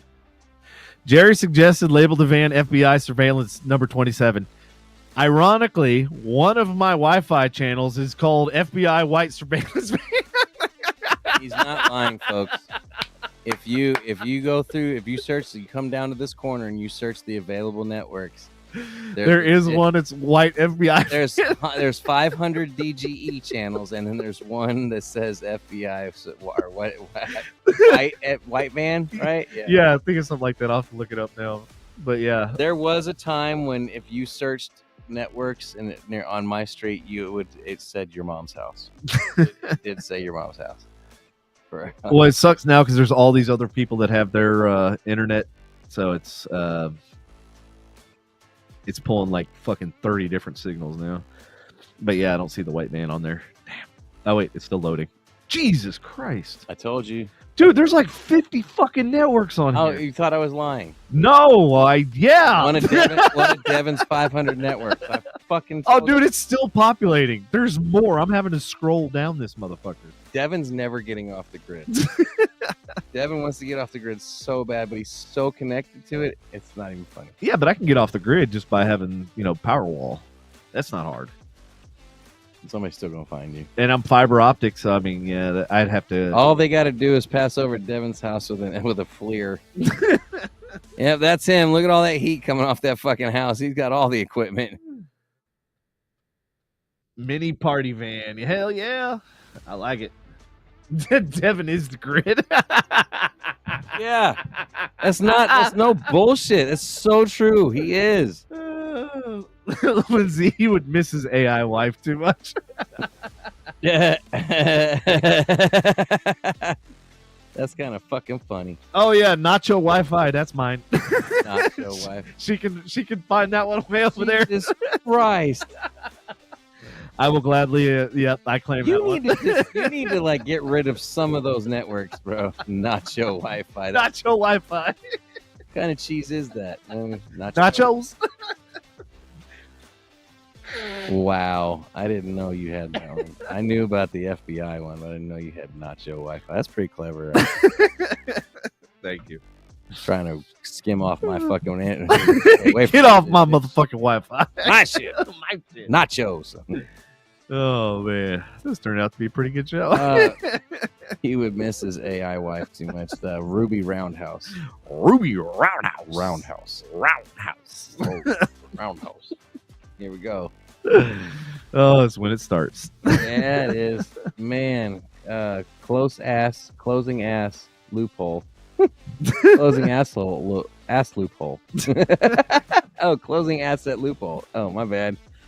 The Biden administration aims to close loopholes that allow businesses and wealthy individuals to avoid taxes through asset depreciation strategies like basis shifting. The practice involves moving assets between entities to reduce tax liabilities without economic activity. The IRS plans to enforce new regulations. They're basically going after Trump. That's what this is about. Great to target people like Trump. Mm-hmm. The problem that the shitty part about it is your entrepreneurs that really built something up and used a lot of these kind of tax breaks and shit like this and built that business. That's going to hurt them now. Well, it's not a tax break. What it is they're basically funneling one set of funds to a shell company in, like, let's say the Virgin Islands or the Bahamas or Puerto Rico, where it's still technically United States, but they can't really do anything. And What was that first place? Bahamas, No, before that. Virgin Islands. Isn't that where Muslims go when they die?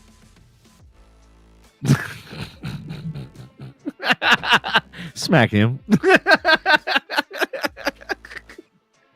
Thank you for getting that one. Thank you for understanding that one. Oh, shit. Oh, man, the jokes are fire tonight.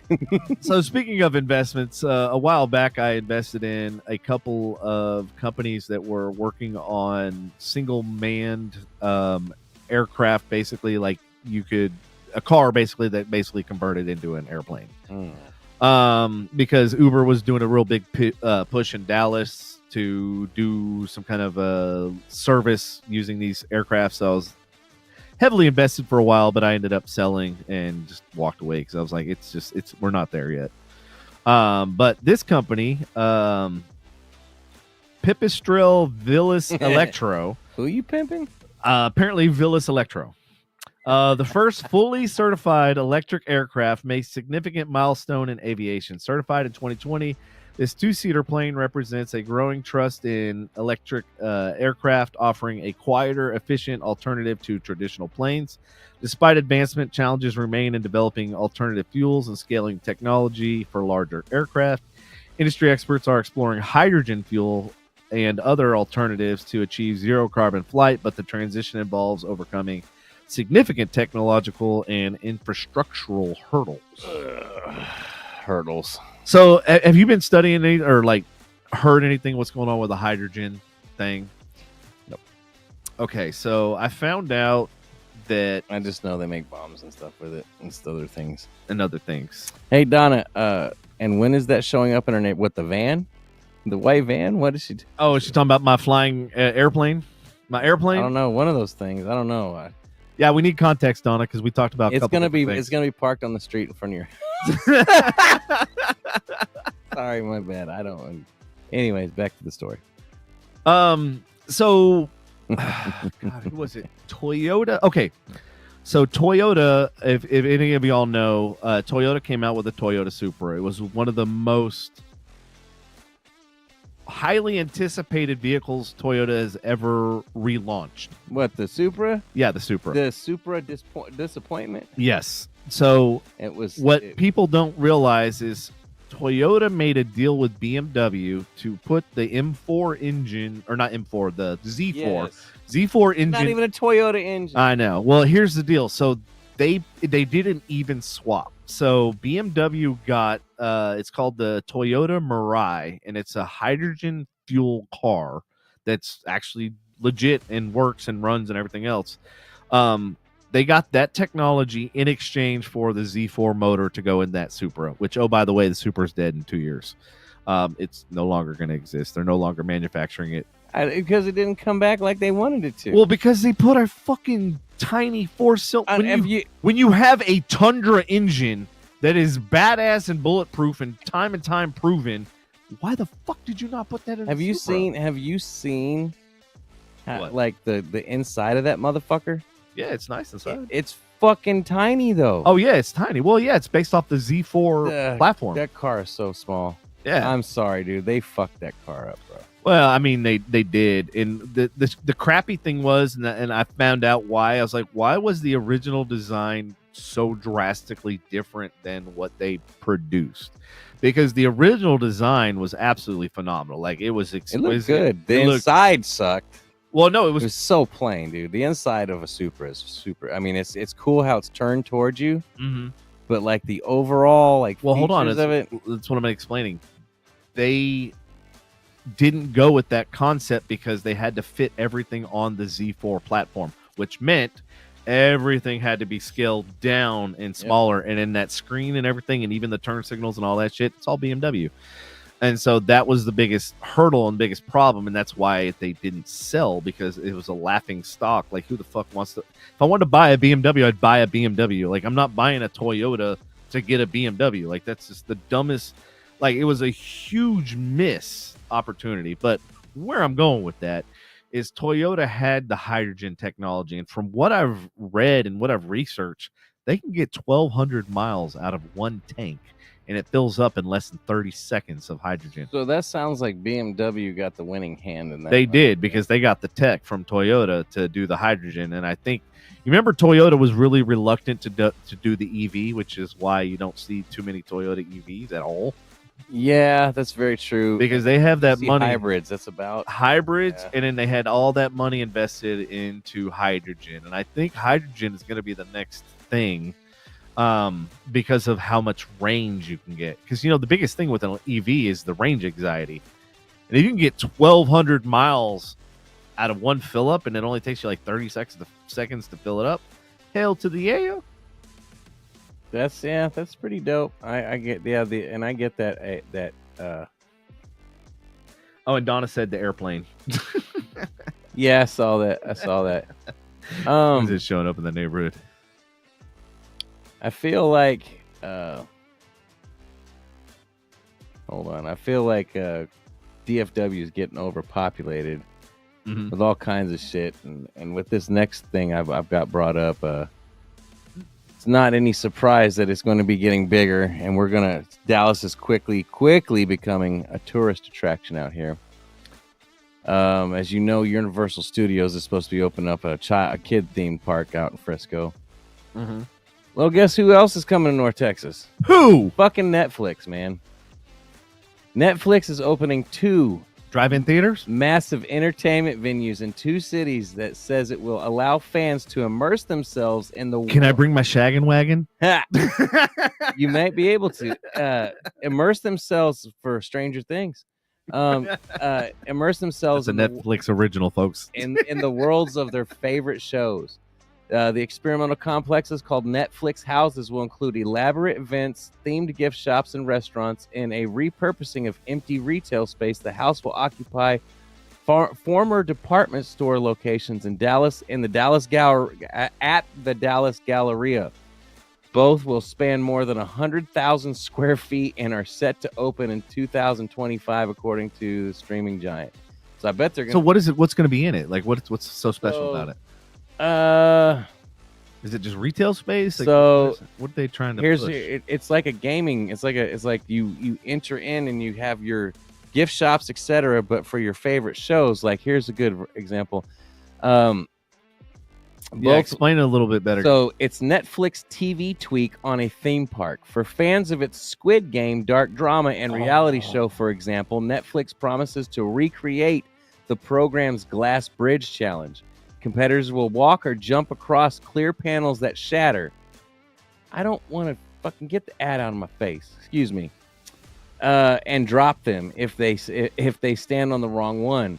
It's a risky move. Critics of the expansion note that attracting repeat business will be challenging, which is true because once you figure it out, yeah. Unless you're in love with the show, unless you're just absolutely in love with the show, like I'd probably go to a Marvel thing over and over again. Let's be honest. One of the keys to success will be keeping the offer refreshed so that it keeps people coming back to what's new, which they could, like every time they release a new show, they could release a show, like an experience that has to do with the show. So have you ever been to Meow Wolf yet? No, not yet. So I went there a while back and I was like, man, this is really like amazing. Like literally you could spend like 2-3 hours in there. Like it's really fucking awesome. And especially if you're like on something, it's probably even fucking more amazing. But Kay just recently went there and she sent me some pictures and I was like, oh, where was it? Where's it again? It's in Grapevine Mills Mall. Oh, yes, Meow. Yeah, that's right. Right. Yeah. So she sent me some pictures and I go, wait, did they change it up? Because the pictures she sent me were different than the ones that so I was like going, do they not like notify people when they change it? Because like I'd like to go back, but the reason why I didn't go back because it's the same thing like the Netflix thing. It's like once you've experienced it, you need something new and something. Well, that's what they're trying to say that they need to do. The reason they're pursuing this, and Lindsay will probably like this, Netflix has already had considerable success with elaborate touring productions and events tied to some of the higher profile programming. Like, I can't pronounce this one. There's one Malaysia and is currently hosting a tour of Bridgerton. Toronto has a Knives Out dinner party. That'd be pretty cool, actually. That'd be crazy. And then Brazil is offering an immersive Stranger Things experience, which would be cool to bring here. I would go see that at least once. But yeah, no, I mean, if we aren't a tourist attraction already, this will definitely get us up there, especially with fucking Netflix. And because there's some straight up like bandwagon, not even, well, I can't call them bandwagon, hardcore fucking Stranger Things fans. Like it's they got their cons, their Comic-Con costumes and shit and cosplay and. But yeah, so everybody look forward to that coming to the Galleria. I'm assuming it's probably going to be one of the department stores, the large department stores probably that got closed down. The way they have the picture, it looks like a fucking gigantic, kind of like Toyota Music Factory. Oh, really? Yeah, but if it's going in the gallery, it ain't looking like this. But yeah, so welcome Netflix to the Dallas-Fort Worth area. Of course they would pick here. Who wouldn't? Jesus Christ. Not that we aren't big enough already. Right. Anyways, let's see. Damn, we made it to the 9 o'clock hour. 2 minutes and 11 minutes, or 2 minutes, 2 hours and 11 minutes. Man, I can't talk for shit this evening. All right, so going back to the investment stuff, anybody that like is thinking about investing right now, it is an amazing time. This article that I have right here says the stock market's rally isn't over just yet. 3 reasons it's gonna keep going. The stock market rally continues as the S&P is up 14% this year. 3 factors driving the easy financial conditions, expanding profit margins, and the optimistic potential of AI. I got a question when you're done. Okay. Despite concerns, experts believe these factors could sustain the rally with significant AI investments leading the way. However, changes in financial conditions or economic deterioration could impact this trend. What are your thoughts on the current stock market rally? Do you think AI's potential justifies the continued growth, or do you see risks that might halt the momentum? I don't know if the current audience hanging out is prepared to answer that question.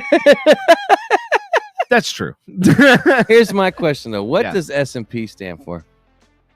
Damn it! I thought you were going to nail this one because I have no fucking clue. I just know like it's important when it comes to stock. Simons & or something like that. I forget. And who are these people? I don't know. God damn it. What do they do?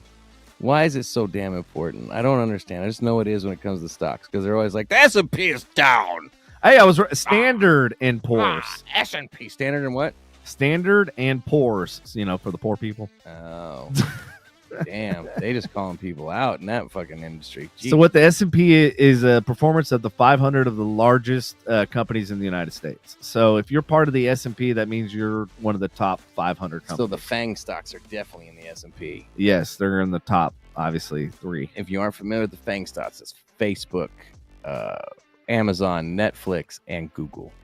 And those are no longer the FANG stocks. Oh, really? They have all dropped out. Ooh, none of those. Interesting. None of those are now. Who is replacing them? Interesting. First place was Microsoft. I don't know if I think Apple finally surpassed Microsoft again. And they jumped over Google. Nvidia, number 3. Tesla, I think, is 4, and then Google is like 5. Like, yeah, the FANG is no longer a thing. How is Tesla? Tesla's up there. Like, their recalls are insane still. It doesn't matter. Everybody bought into that hype just like they bought into Trump's hype. Fucking Joe Rogan. I saw a clip of him. He's like, man, he goes, I don't know how it happened. He goes, but I've also become friends with billionaires. And he's like, the coolest billionaire is definitely fucking Elon Musk. And he's like, 200 billion. He's like, and this billionaire is over here fucking bombing on people. Are like dunking on people and shit. He's like, he's wild, man. He goes, and I'll buy a Tesla just to support him. He goes, I'll keep buying Teslas no matter what. And well, since we're on that, I love Elon, and I was like, fuck, man. So the new acronym is MAN. Microsoft, Apple, and Nvidia. MAN. I feel like it should be MANT. MAN is and Tesla adding in there. Okay. Is Tesla not up there anymore? Hold on, let me. So 8 stocks other than Microsoft, Apple, and Nvidia that could be worth $4 trillion with a T. Holy shit! In 3 years. All right, here we go. We're gonna go down the list. One of which was one you mentioned, which is Google, which I have my qualms about that because Google has a history of failed products. Look at Google Glass. I know, but they look at the Pixel. Look at Google has a lot of failures on their plate, and when you're that big, I mean. But here's the deal. So why? Hold on. To answer your question, why do you know why they're that big? I don't know, because they got word of mouth. I don't know. I don't remember what that doesn't pay the bills. I don't know. I don't know what launched them into stardom where they are at. All right, so Google's 90%, or no, I don't know what the actual percentage is, but majority of their business is from ad placement. So think of you got a business and you want to be first page of Google, you're gonna pay. So it's called Google Ads, or what is it, AdSense, and then there's another one that they have. I know this because I advertise. Yeah, I'm on those platforms. Now, the reason why I don't think Google is pay to get in the listing when you search, or for basic terms, right? Yeah, you pay for certain keywords, and then the higher ranking those keywords are, then you're going to pay per click or CPM. You're going to pay significantly higher for a higher traffic, higher volume keyword, right? I don't think Google. I think Google is going to end up losing. I don't think they're. In fact, I would almost bet against Google because of here's why.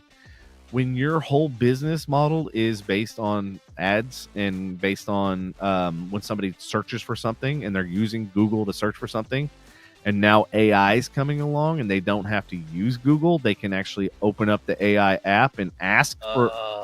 No more ads are going to be served. And guess what? Google's going to lose 80 to 90% of that business.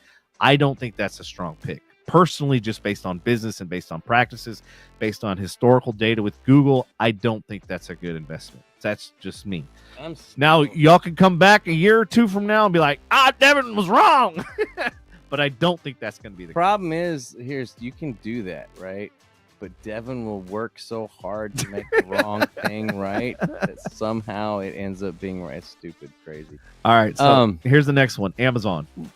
I have a good feeling that one is a good one. That one's a good investment. That one, if the stock doesn't split, if it doesn't fucking do what Chipotle's about to do, if it doesn't do what Nvidia just did, if it doesn't split... Amazon has done a pretty decent job considering he started out of his garage. And I think that's a similar story to Netflix. But Amazon has put a very good job of continuing to adapt to an ever-changing landscape. They adapt all the fucking time. But the thing is I think with Amazon, of course, it's easier to add AI to a sales platform and not just a search engine. You know what I'm saying? Like, you can use AI to improve your product there. Like Google, I get it. You're getting ad revenue, right? Yeah, that's your problem, is when your majority of your business is ad revenue and that no longer exists, you're fucked. Because they don't. What product do they have other than the search engine, right? Which it's generated by money based on companies paying to advertise. So what's going to happen when that goes away? When people can just directly find the answer? Because here's the problem. Like, perfect example. If I'm cooking something and I want a recipe, all the 5,000 fucking things, and I have to scroll and scroll and scroll and scroll to get to the recipes needed, and I got to scroll and scroll and scroll to figure out like how long I need to cook it. I'm like, this is so annoying. I just want the fucking answer this big on one screen, not 700 fucking screens when I got food and shit all over my hands and I'm trying to scroll. So I give you that. I do. But I also like to have the options to scroll through some of those when it comes to the recipe, because I'm looking for the one that best suits what I want to cook. Well, yeah, and that's the problem, because you got to scroll through all of them in order to find the one that you're like going, okay, these ingredients make sense. Like, I made some salmon the other night, and I made this glaze to go with it. Oh, my God. Like, when I was cooking it, I was like, oh, this is going to be heavenly, just because I could smell it. And I was like, just the aroma. Because, majority of your taste is smell. Molly's back. Yes, Molly, we're talking about your company. She couldn't resist her other family. Ashley, even Just Recipe has pop-ups, has ads. Like, the problem with all of these is they're just so ad ridden, like you can't find the information you need and get the fuck out of there. It's become to the point where it's annoying as shit. It's no longer a good customer experience, and that's where I think Google's going to fail. I agree. I do agree. From the bigger scale, for me as a personal user, I like being able to look up multiple recipes and picking what I want out of each recipe to make it mine. That's true. But I mean, I look at a recipe, but then I modify it based off of that recipe anyway. So it's like, even when I see a recipe, I'm like, I'll substitute some things. I'm like, no, that doesn't sound good in there. And like, if you have bartending experience, a lot of times, kind of like a dick in the ass. What the fuck? That doesn't sound good in there. It does not sound good in there. One of the other ones is Berkshire Hathaway. They're a company that's been buying a lot of other different companies. I haven't looked too much into their company profile, but I will, Donna, I will take all of these companies. I will run it through my AI and see what the score is on these. And I'll get back to you. Maybe next week. This one is one that I heard about. It came on my radar today, and then I went to look to invest in it, and I was like, whoa. I was like literally mind fucking blown. It's called Broadcom. They make all the components that all of the companies use in order to run AI systems. So they make all the components. They make all the Ethernet and all the. What the fuck are you doing over there? And then of course Eli Lilly. That's the one with the weight loss drug and everything else. That's Eli Lilly. And going back to the CEO, I have a feeling Eli's a good one to watch. I do praise that one. Eli Lilly. I feel like that's supposed to be part of a song or a nursery rhyme or something. Eli Lilly, yo. Eli Lilly, low. Now, what do you think about this one? Meta platforms. Do you think they're going to do anything big? I don't see I don't know. That's Zuckerberg, right? Yeah, that's Zuckerberg. See, I'm not. Zuckerberg isn't exactly an idiot. I don't like him. I know he's not an idiot, but I'm not a fan of him, but he ain't stupid. You know what I mean? Like, the kid graduated college and became a billionaire, and he's not a kid anymore. I don't know, man. Don, I'll get to your question or your comment here in a second. There's so much shit. Just we're in an age of a technology race that literally is not even a race anymore. It's like a not a stupidity contest, but like there's so many players in the field that it's really not even a competition anymore. Like, I don't know how to say that, because everybody's got their hands on AI.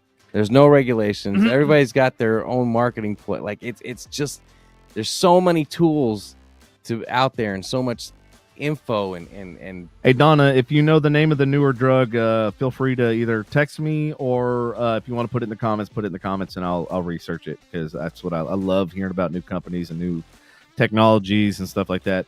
Now, as far as Meta, I don't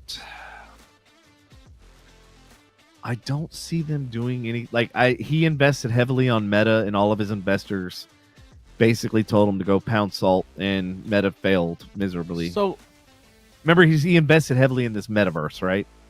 That never transpired. Who? Zuck. Yeah. And his investors were the ones that walked him off that ledge, basically. So I don't see him. We did an episode on that, right? Yeah, I think they walked through a virtual Walmart or something. Yes. Yes. Yeah. I remember. Yep. Yeah.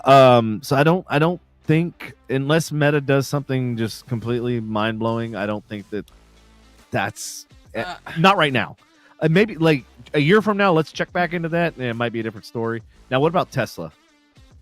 Tesla's another one on here. That one, I have my comments, but I want to know what you think, because you mentioned Joe Rogan and you mentioned. But the whole thing is for me, dude, it's like the tech race is so at a point in this world that I don't care what you're thinking of. Mm-hmm. There's somebody else thinking of something to outdo it by the next day.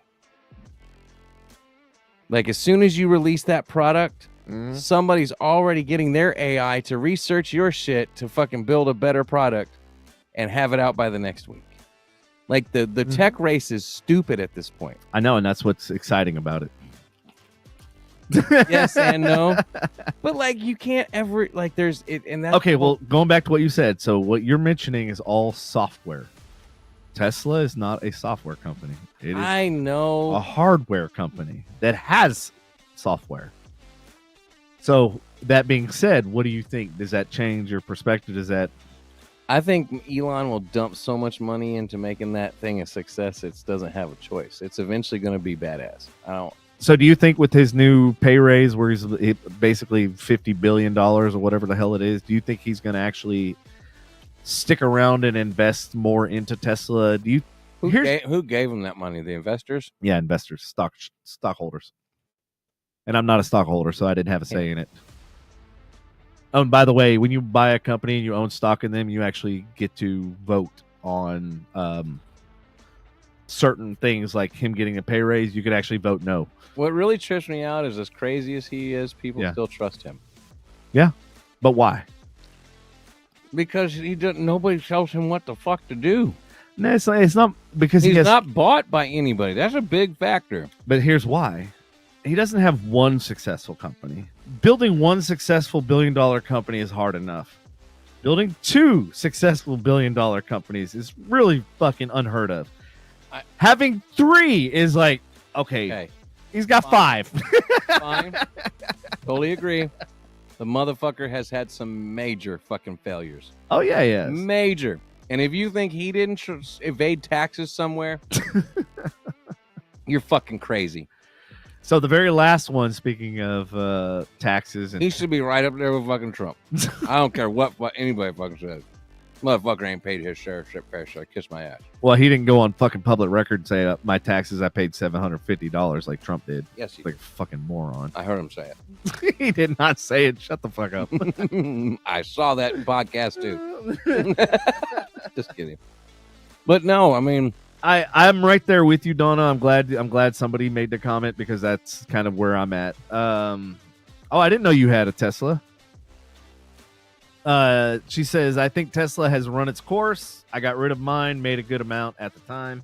Oh, that's good. That means you sold it right at the height of when cars were ridiculously priced. Yeah, that's my biggest thing is I think the Teslas are just boring. They all look exactly the same, and they need a revamp. They need something fresh. I like the Model S. I do like the S, man. But it looks like the Y, it looks like the X, it looks like every model looks the same. And the thing is, they're different variations of the same. And to my point, here's a perfect example. When both Chevy and Ford launched the Camaro and they launched the Mustang with a fucking 4-cylinder, you just devalued the brand. That means your 4-cylinder looks just like the high-end $80,000-$90,000 car. So why would I buy a $90,000 car when somebody can buy it for $15,000? Because the $90,000 passed me like I'm standing still. But it looks. The problem is it's perception and it's branding, and this is where I think a lot of these auto companies lost their way. Is because if you're gonna make something spectacular, make it spectacular. What is the make it look different?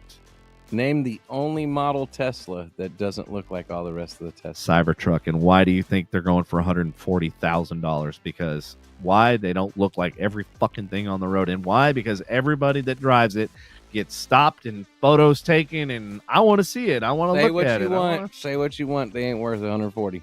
Well, I know they're not. They're definitely not. I mean, fuck that. They're pieces of shit. They're rust buckets on wheels. They rust. And from what I've looked at and from what I researched, as far as their swing arms and their struts and all that sort of stuff, they can't support. So what he's saying that they can do. I read an article, or not an article, but a little snippet. Like the control arm and shit is like literally half the size of my Tundra, and like my Tundra weighs less than that fucking Cybertruck. Yeah. Well, the one cool thing. Like, I've seen some cool takes on the Tesla truck, on the Cybertruck. I've seen some cool stuff done to them. Mm-hmm. But there's a company, a detail company, I think it was out of California, and they machine polished all the stainless. Uh-huh. And it came out looking like a fucking mirror. Oh, that's cool. And it really had the vibes of, what's the reflective photography? Camouflage, reflective, when you got cameras that, record the environment around you, but project it back onto panels so it looks like your camo blends in. Oh, like invisibility, basically. I forget what it was. This thing looked like, besides the tires and stuff, it reflected the whole neighborhood around it, so it kind of looked like it blended in with the fucking houses and the yards and shit. It was weird looking. It was really cool. Nice. But other than that, I still wouldn't own it. All right, so the one article that you wanted me to get to. Yeah, why don't you get down, because this is up your alley. Three like AI. 3 in-demand remote jobs hiring now that pay over $100,000. My bad. Oh, this one. Yep. Go ahead. Sorry. Yeah. This was the one that you were talking about earlier. 3 in-demand jobs that are paying over $100,000. Product manager, $106,812. Account director, $103,820. Business development director, $113,961. Does it say what company these are for? Those are very general fucking job titles. Like, okay, where? These fields have seen 30% increase in the number of full-time remote listings on FlexJobs site between December 2023 and May of 2024. To help remote job seekers find the best high-paying roles, FlexJobs identified 3 jobs in these categories that pay at least $100,000 and offer ample full-time opportunities. So, what is the background that you need to have? Is it a college education, or does it just leave that? Guess. Roll the dice. Good luck.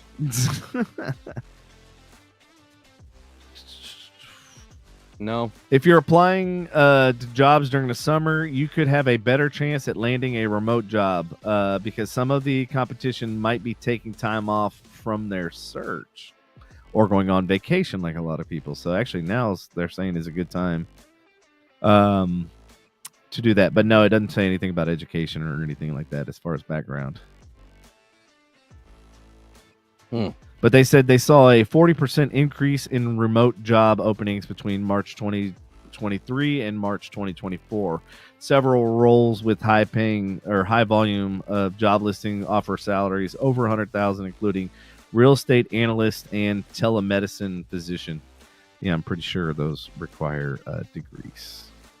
Real estate analyst, actually, you probably don't need a degree for that because you're not an actual broker or an agent, so you don't have to have a license.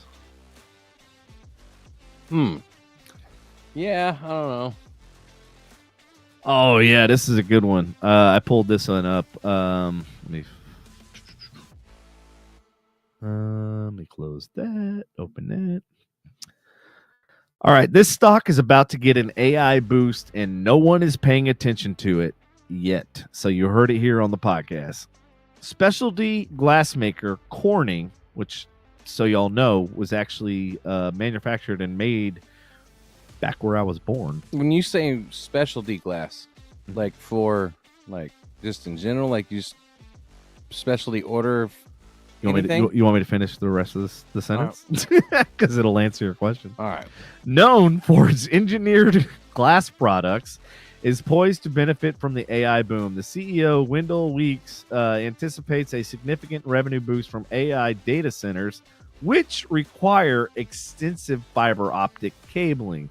Corning's innovations in thinner fiber and efficient installation systems cater to the increased demand driven by AI technologies. Despite recent financial challenges, Corning's strategic focus on AI and other growth areas position it for a potential turnaround. So you remember those back in the day in the 80s, those glass blocks that they had them in showers. Yep. There you couldn't really see through them, but they let light in. Yep. That is Corning. Corning makes that. They're based out of New York, Pennsylvania. They were right by, like, I think where my grandma's house was. Are they they have the patent locked down on that? Is nobody else does that? Like, I think that's crazy to me. Well, the way a patent works is based on material. You can either have a design patent or you can have a utility patent, or and depending on what the patent is. So when somebody says I have a patent, that's kind of a blanketed statement is like, do you have a design or do you have a utility? Because if it's a design patent, that means they have certain materials or something in there that cannot be replicated. Like no other company can put those materials in. So that being said, if they figured out a way to make the fiber thinner, but obviously not break, because that's the biggest challenge, right? With glass, if you're going to make it super thin, then you're going to have a certain amount of flexibility and potential to break.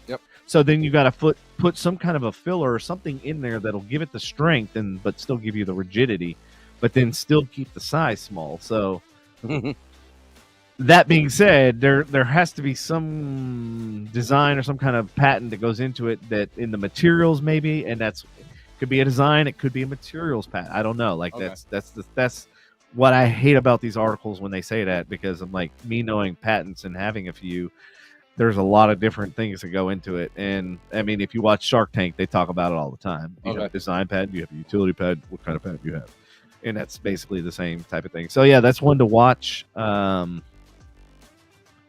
Ooh, this is good news for me. NVIDIA shares might see a $10 billion demand surge due to the upcoming rebalancing of technological sector SDR fund XLK, whatever the hell that is. Currently, Apple and Microsoft hold top spots, but NVIDIA's market cap is close behind. If NVIDIA climbs to the second spot, its weight in the fund could increase significantly, leading to substantial share purchases. This potential shift highlights the growing influence of AI-driven stocks and their market dynamics. Is this not reminiscent of when websites like Yahoo? You remember when Yahoo, and where's Yahoo now? I mean, it's still out there. It's an email, right? You know, you still got emails attached to it, like, and they have news articles. What else do I use it for? Nah, right? But they were fun while they were around. All right, do you want to do the relationships?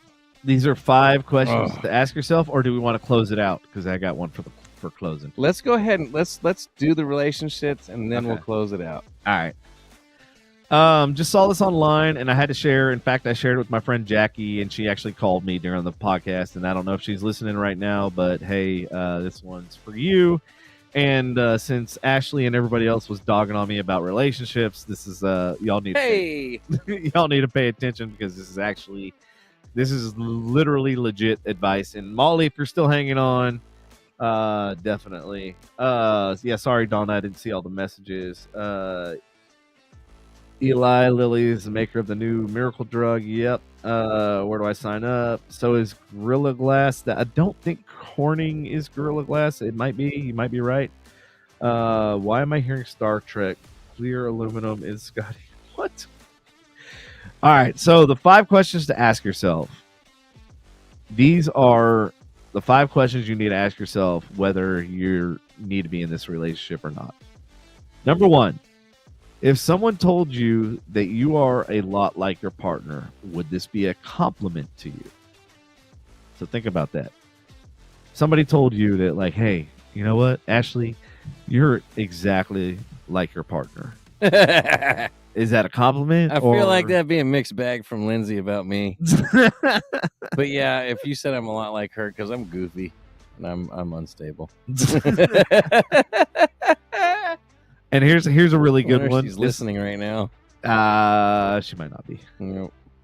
Number 2, are you truly fulfilled or just less lonely? I think that's a lot of us with the pandemic and everything else trying to fill that loneliness. I think a lot of people get into relationships for the wrong fucking reason. And I think this one kind of a pandemic. I was ready for loneliness during the actual. Well, no, that's 2019. Yeah, 2020. No, I was good. I did have to isolate at the house 2019 into 2020 with somebody I didn't want to. And here you go, Andy. Here's a good one. And I know my beliefs on this, which are going to differ from yours. But are you able to be unapologetically yourself, or do you feel the need to show up differently to please your partner? I feel like in this relationship, you can be yourself. That's because you didn't. You weren't around for a lot. The other one, I was myself. I chose not to be around for a lot It of may. I didn't It like may be why I was divorced, because I was myself a lot. you were not yourself. You were not Okay. goofy. You were a subdued part of. Okay. I'm telling. I'm an observer. Watch this. You can ask Billy. I was still pretty fucking wild, man. I'm telling you. Okay. I still did some wild shit, but still. Maybe when you weren't next to her. No, I still did some crazy shit. Okay. Yeah, trust me. All right. There was a lot of shit I still did. All right. Well, I didn't see it, so you know. But anyway, I like the fact that you are able to be, silly, crazy Andy. That you know, the person. She would try to slow me down, but I would still go gung ho and there's a few people I alienated out of that group, but okay then. Number 4, are you in love with your partner as a whole, or are you only in love with their good side or their potential or the idea? So this is where I fall. I know for a fact, this is the one area that is like my biggest Achilles heel, and we all know how that fucking turned out. It ruptured. So my biggest problem is that, like, I always see the good in people, and I always see the potential in them, and I see the idea of them, in the future. But what I see and what they're capable of are two fucking totally different things. No, you look at everything like a business investment, so I do. But you're gonna have to remove the logic from your. Well, that's what's so hard for me. It's like I see the potential in everybody, right? Like, I see the potential. It doesn't matter if I meet a complete stranger. Like, I can. Hey, Kayla, I see you hanging out with us this evening. Oh shit! Tuned in at just the right time. As we're on number 5. Yeah. All right. So number 5, the last one. Would you want your child or future child to date someone like your partner? Yeah, I'd be okay. I'd have to teach them patience, but they'd have to also have equal patience with somebody like me. So I can handle that. Yeah, so I stumbled upon this today, and I was like, "Oh my god, this is like super impactful," especially the number 4. That one really spoke volumes to me, because I know that's been, and in fact, that was one of the things that I thought about last night. I'm like, here's where I'm at right now, right? If something happens to me, God forbid, and I couldn't work or I couldn't do anything, like, is my other half going to be able to pick up where I left off? And that answer speaks volumes. And it's not about money. It's not about this. It's not about that. But it's like, are they going to be able to assist, help out, provide, whatever, whether it be comfort, love, support, whatever? Are they going to be able to if shit hits the fan? Because that's the ultimate test. It's not when everything's going great. It's when shit hits the proverbial fan, how they react and how, more importantly, they act during that situation. And that, to me, that's something hard to grasp and hard to, understand. Like, hey, at the end of the day, can I count on that person? And that is something that's very hard to find. So speaking of, fuck. So remember I told you I went and picked up the van, and like I was talking to the older couple, and I just I don't know what it is. Like, I connect with older souls and older people more so than I do with the younger generation, especially like the fucking girl that's like, I didn't ask to be born. Like, I can't deal with that generation. I don't know what it is. I just can't. This article features advice from people aged 80 and over, sharing what they regret worrying about in their younger years. Their insights highlight the futility of stressing over things like others' opinions, material possessions, and unchangeable aspects of your life. These reflections provide valuable lessons on focusing on what truly matters and living a more fulfilling life. Here are some notable pieces of advice. Don't stress over what others think of you. That's fucking key, and that's one of the things I Only been said in every motivational Right. speech, TED talk I've ever fucking heard. Who gives a fuck? right. I'm sorry. Like, At the end of the day, like if they didn't pay your bills, what's their fucking opinion matter? Like that's the way I look. I will say this: agree to a certain extent.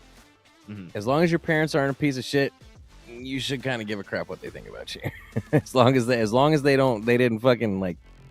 If you got a strained relationship and you aren't and your parents have done some questionable shit, but if they truly did what they're supposed to do as parents Right. and like you should, if they were there for you and truly, like I said, were the parent that a parent should be, you kind of give a small shit about what they think. I will say that.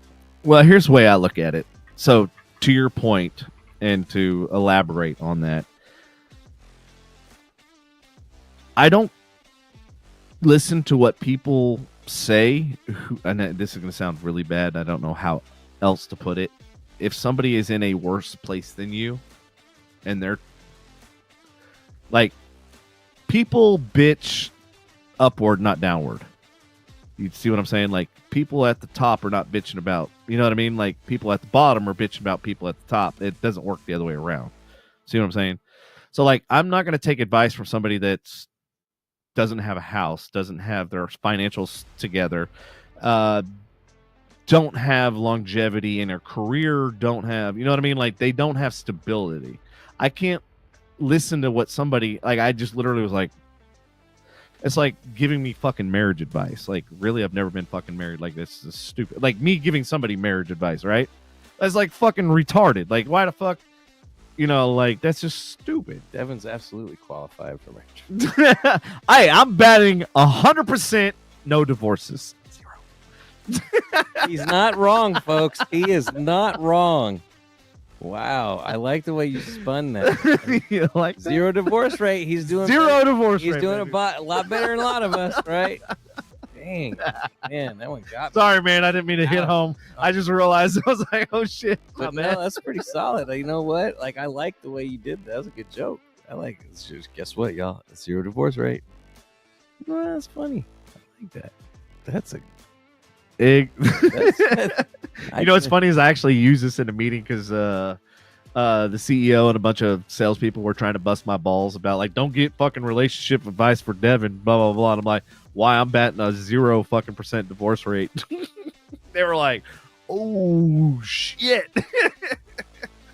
Whoa, That's where we you got were. puppies. I was wondering why you weren't texting back. You can let her off leash. Dogs get more aggressive when they're on leash. Just FYI. That dog just gets more stupid no matter what. that dog, man. All right. Material possessions are less important than relationships and experiences. Let me say it again. Come here. Material possessions are less important than relationships and experiences. I'm going to have to disagree with this one. What did it say? It said material possessions are less important than relationships and experiences. Now, I will give the experiences part. I will give it, yes. Memories is more important than both of those together, I think. I think memories are more important. Like, creating those memories are more important than material possessions and stuff like that. It says the guy with so much shit. That's what Ashley said. I should go and hit reply amen. Oh, I do like my shit. It makes me happy. Oh my god. That's why I keep acquiring more of it. And on that note, Filling folks, that dopamine. on that note, folks, Hold on, we're almost done. that is done right there. God damn it. I love my shit. Spend more time with loved ones. I am right here, right now in this. I do it quite often. Take care of your health and well-being. Yeah, that's pretty much when you're 80 years old. You need to take care of your health and well-being. And that goes back to what we were talking about, the previous stories with the Eli Lilly and all the other shenanigans. So, yeah, what are your thoughts? Y'all have any words of advice and wisdom? Don't blink. Have the best. Ashley says, my hardest struggle is I can love someone in their worst state, and I don't believe someone could do the same for me, especially right now. Hence why I say the guy with so much shit. What? Do you be surprised? There's people with special hearts out there that understand. Everybody goes through shit. There might be that person out there. Ashley, don't be like that. Lindsay says your material possessions won't take care of you when you're old, but guess what? When I sell them, they will. Yeah, my girl. Buy me an AI robot, take care of me. My girl's got my back. She Ruby Roundhouse. She's certified nurse. Do not start a relationship with AI. That's it'll realize it's better than you, and when you're having intercourse, it'll rip your dick off. Ouch. Well, that's what you get for loving AI so much. Skynet is starting in Devin's house. I don't care what anybody says.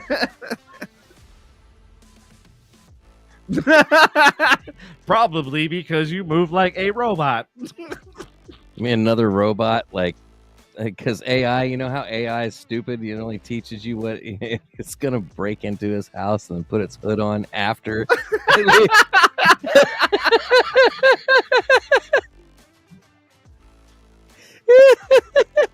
AI is like a child. I'm just saying. So there's a lot of similarities. Damn, that's fucked up. Glad I didn't say any names in that. Yeah, good thing. All right. Are we good? Yes, sir. I got a long day ahead of me tomorrow. I got to smoke some pork butt. Oh, okay. I thought you were going to say something else. All right. No. It is meat on the smoker. That is it. Jesus. Ashley said, I'm not worried about Andy Henning. One day I'll meet my person. Just have to be patient. Patience. Patient. They're out there. Yes. Patients are out there in doctors' hospitals. Mental patients. Mental patients. I.e. me. Like, I'm a mental patient. And on that note, we'll close out the show. All right. All right, y'all. Thank you for tuning in. We do appreciate you. As always, tell your friends to hang out. Come on by again next Tuesday, every Tuesday, 7 to 9 p.m. I know we went a little bit past that, but we had a lot of stuff to get through, and we actually got through it all. I'm really surprised. We actually knocked out almost every story except for like one or two, so we did good. All good. Got the important ones in there. Yeah. And just like Donna, like if you guys have any news stories or anything that you guys want us to talk about, feel free to send it to the FU Frustration Unlimited podcast Facebook page, or you can email us. You can go to our website. Feel free to send us articles and stuff like that, because we love to talk about like whatever's on y'all's mind and whatever like bothers you and stuff like that. So yeah. We will catch you next Tuesday. Love you long time. See you next Tuesday. Peace out.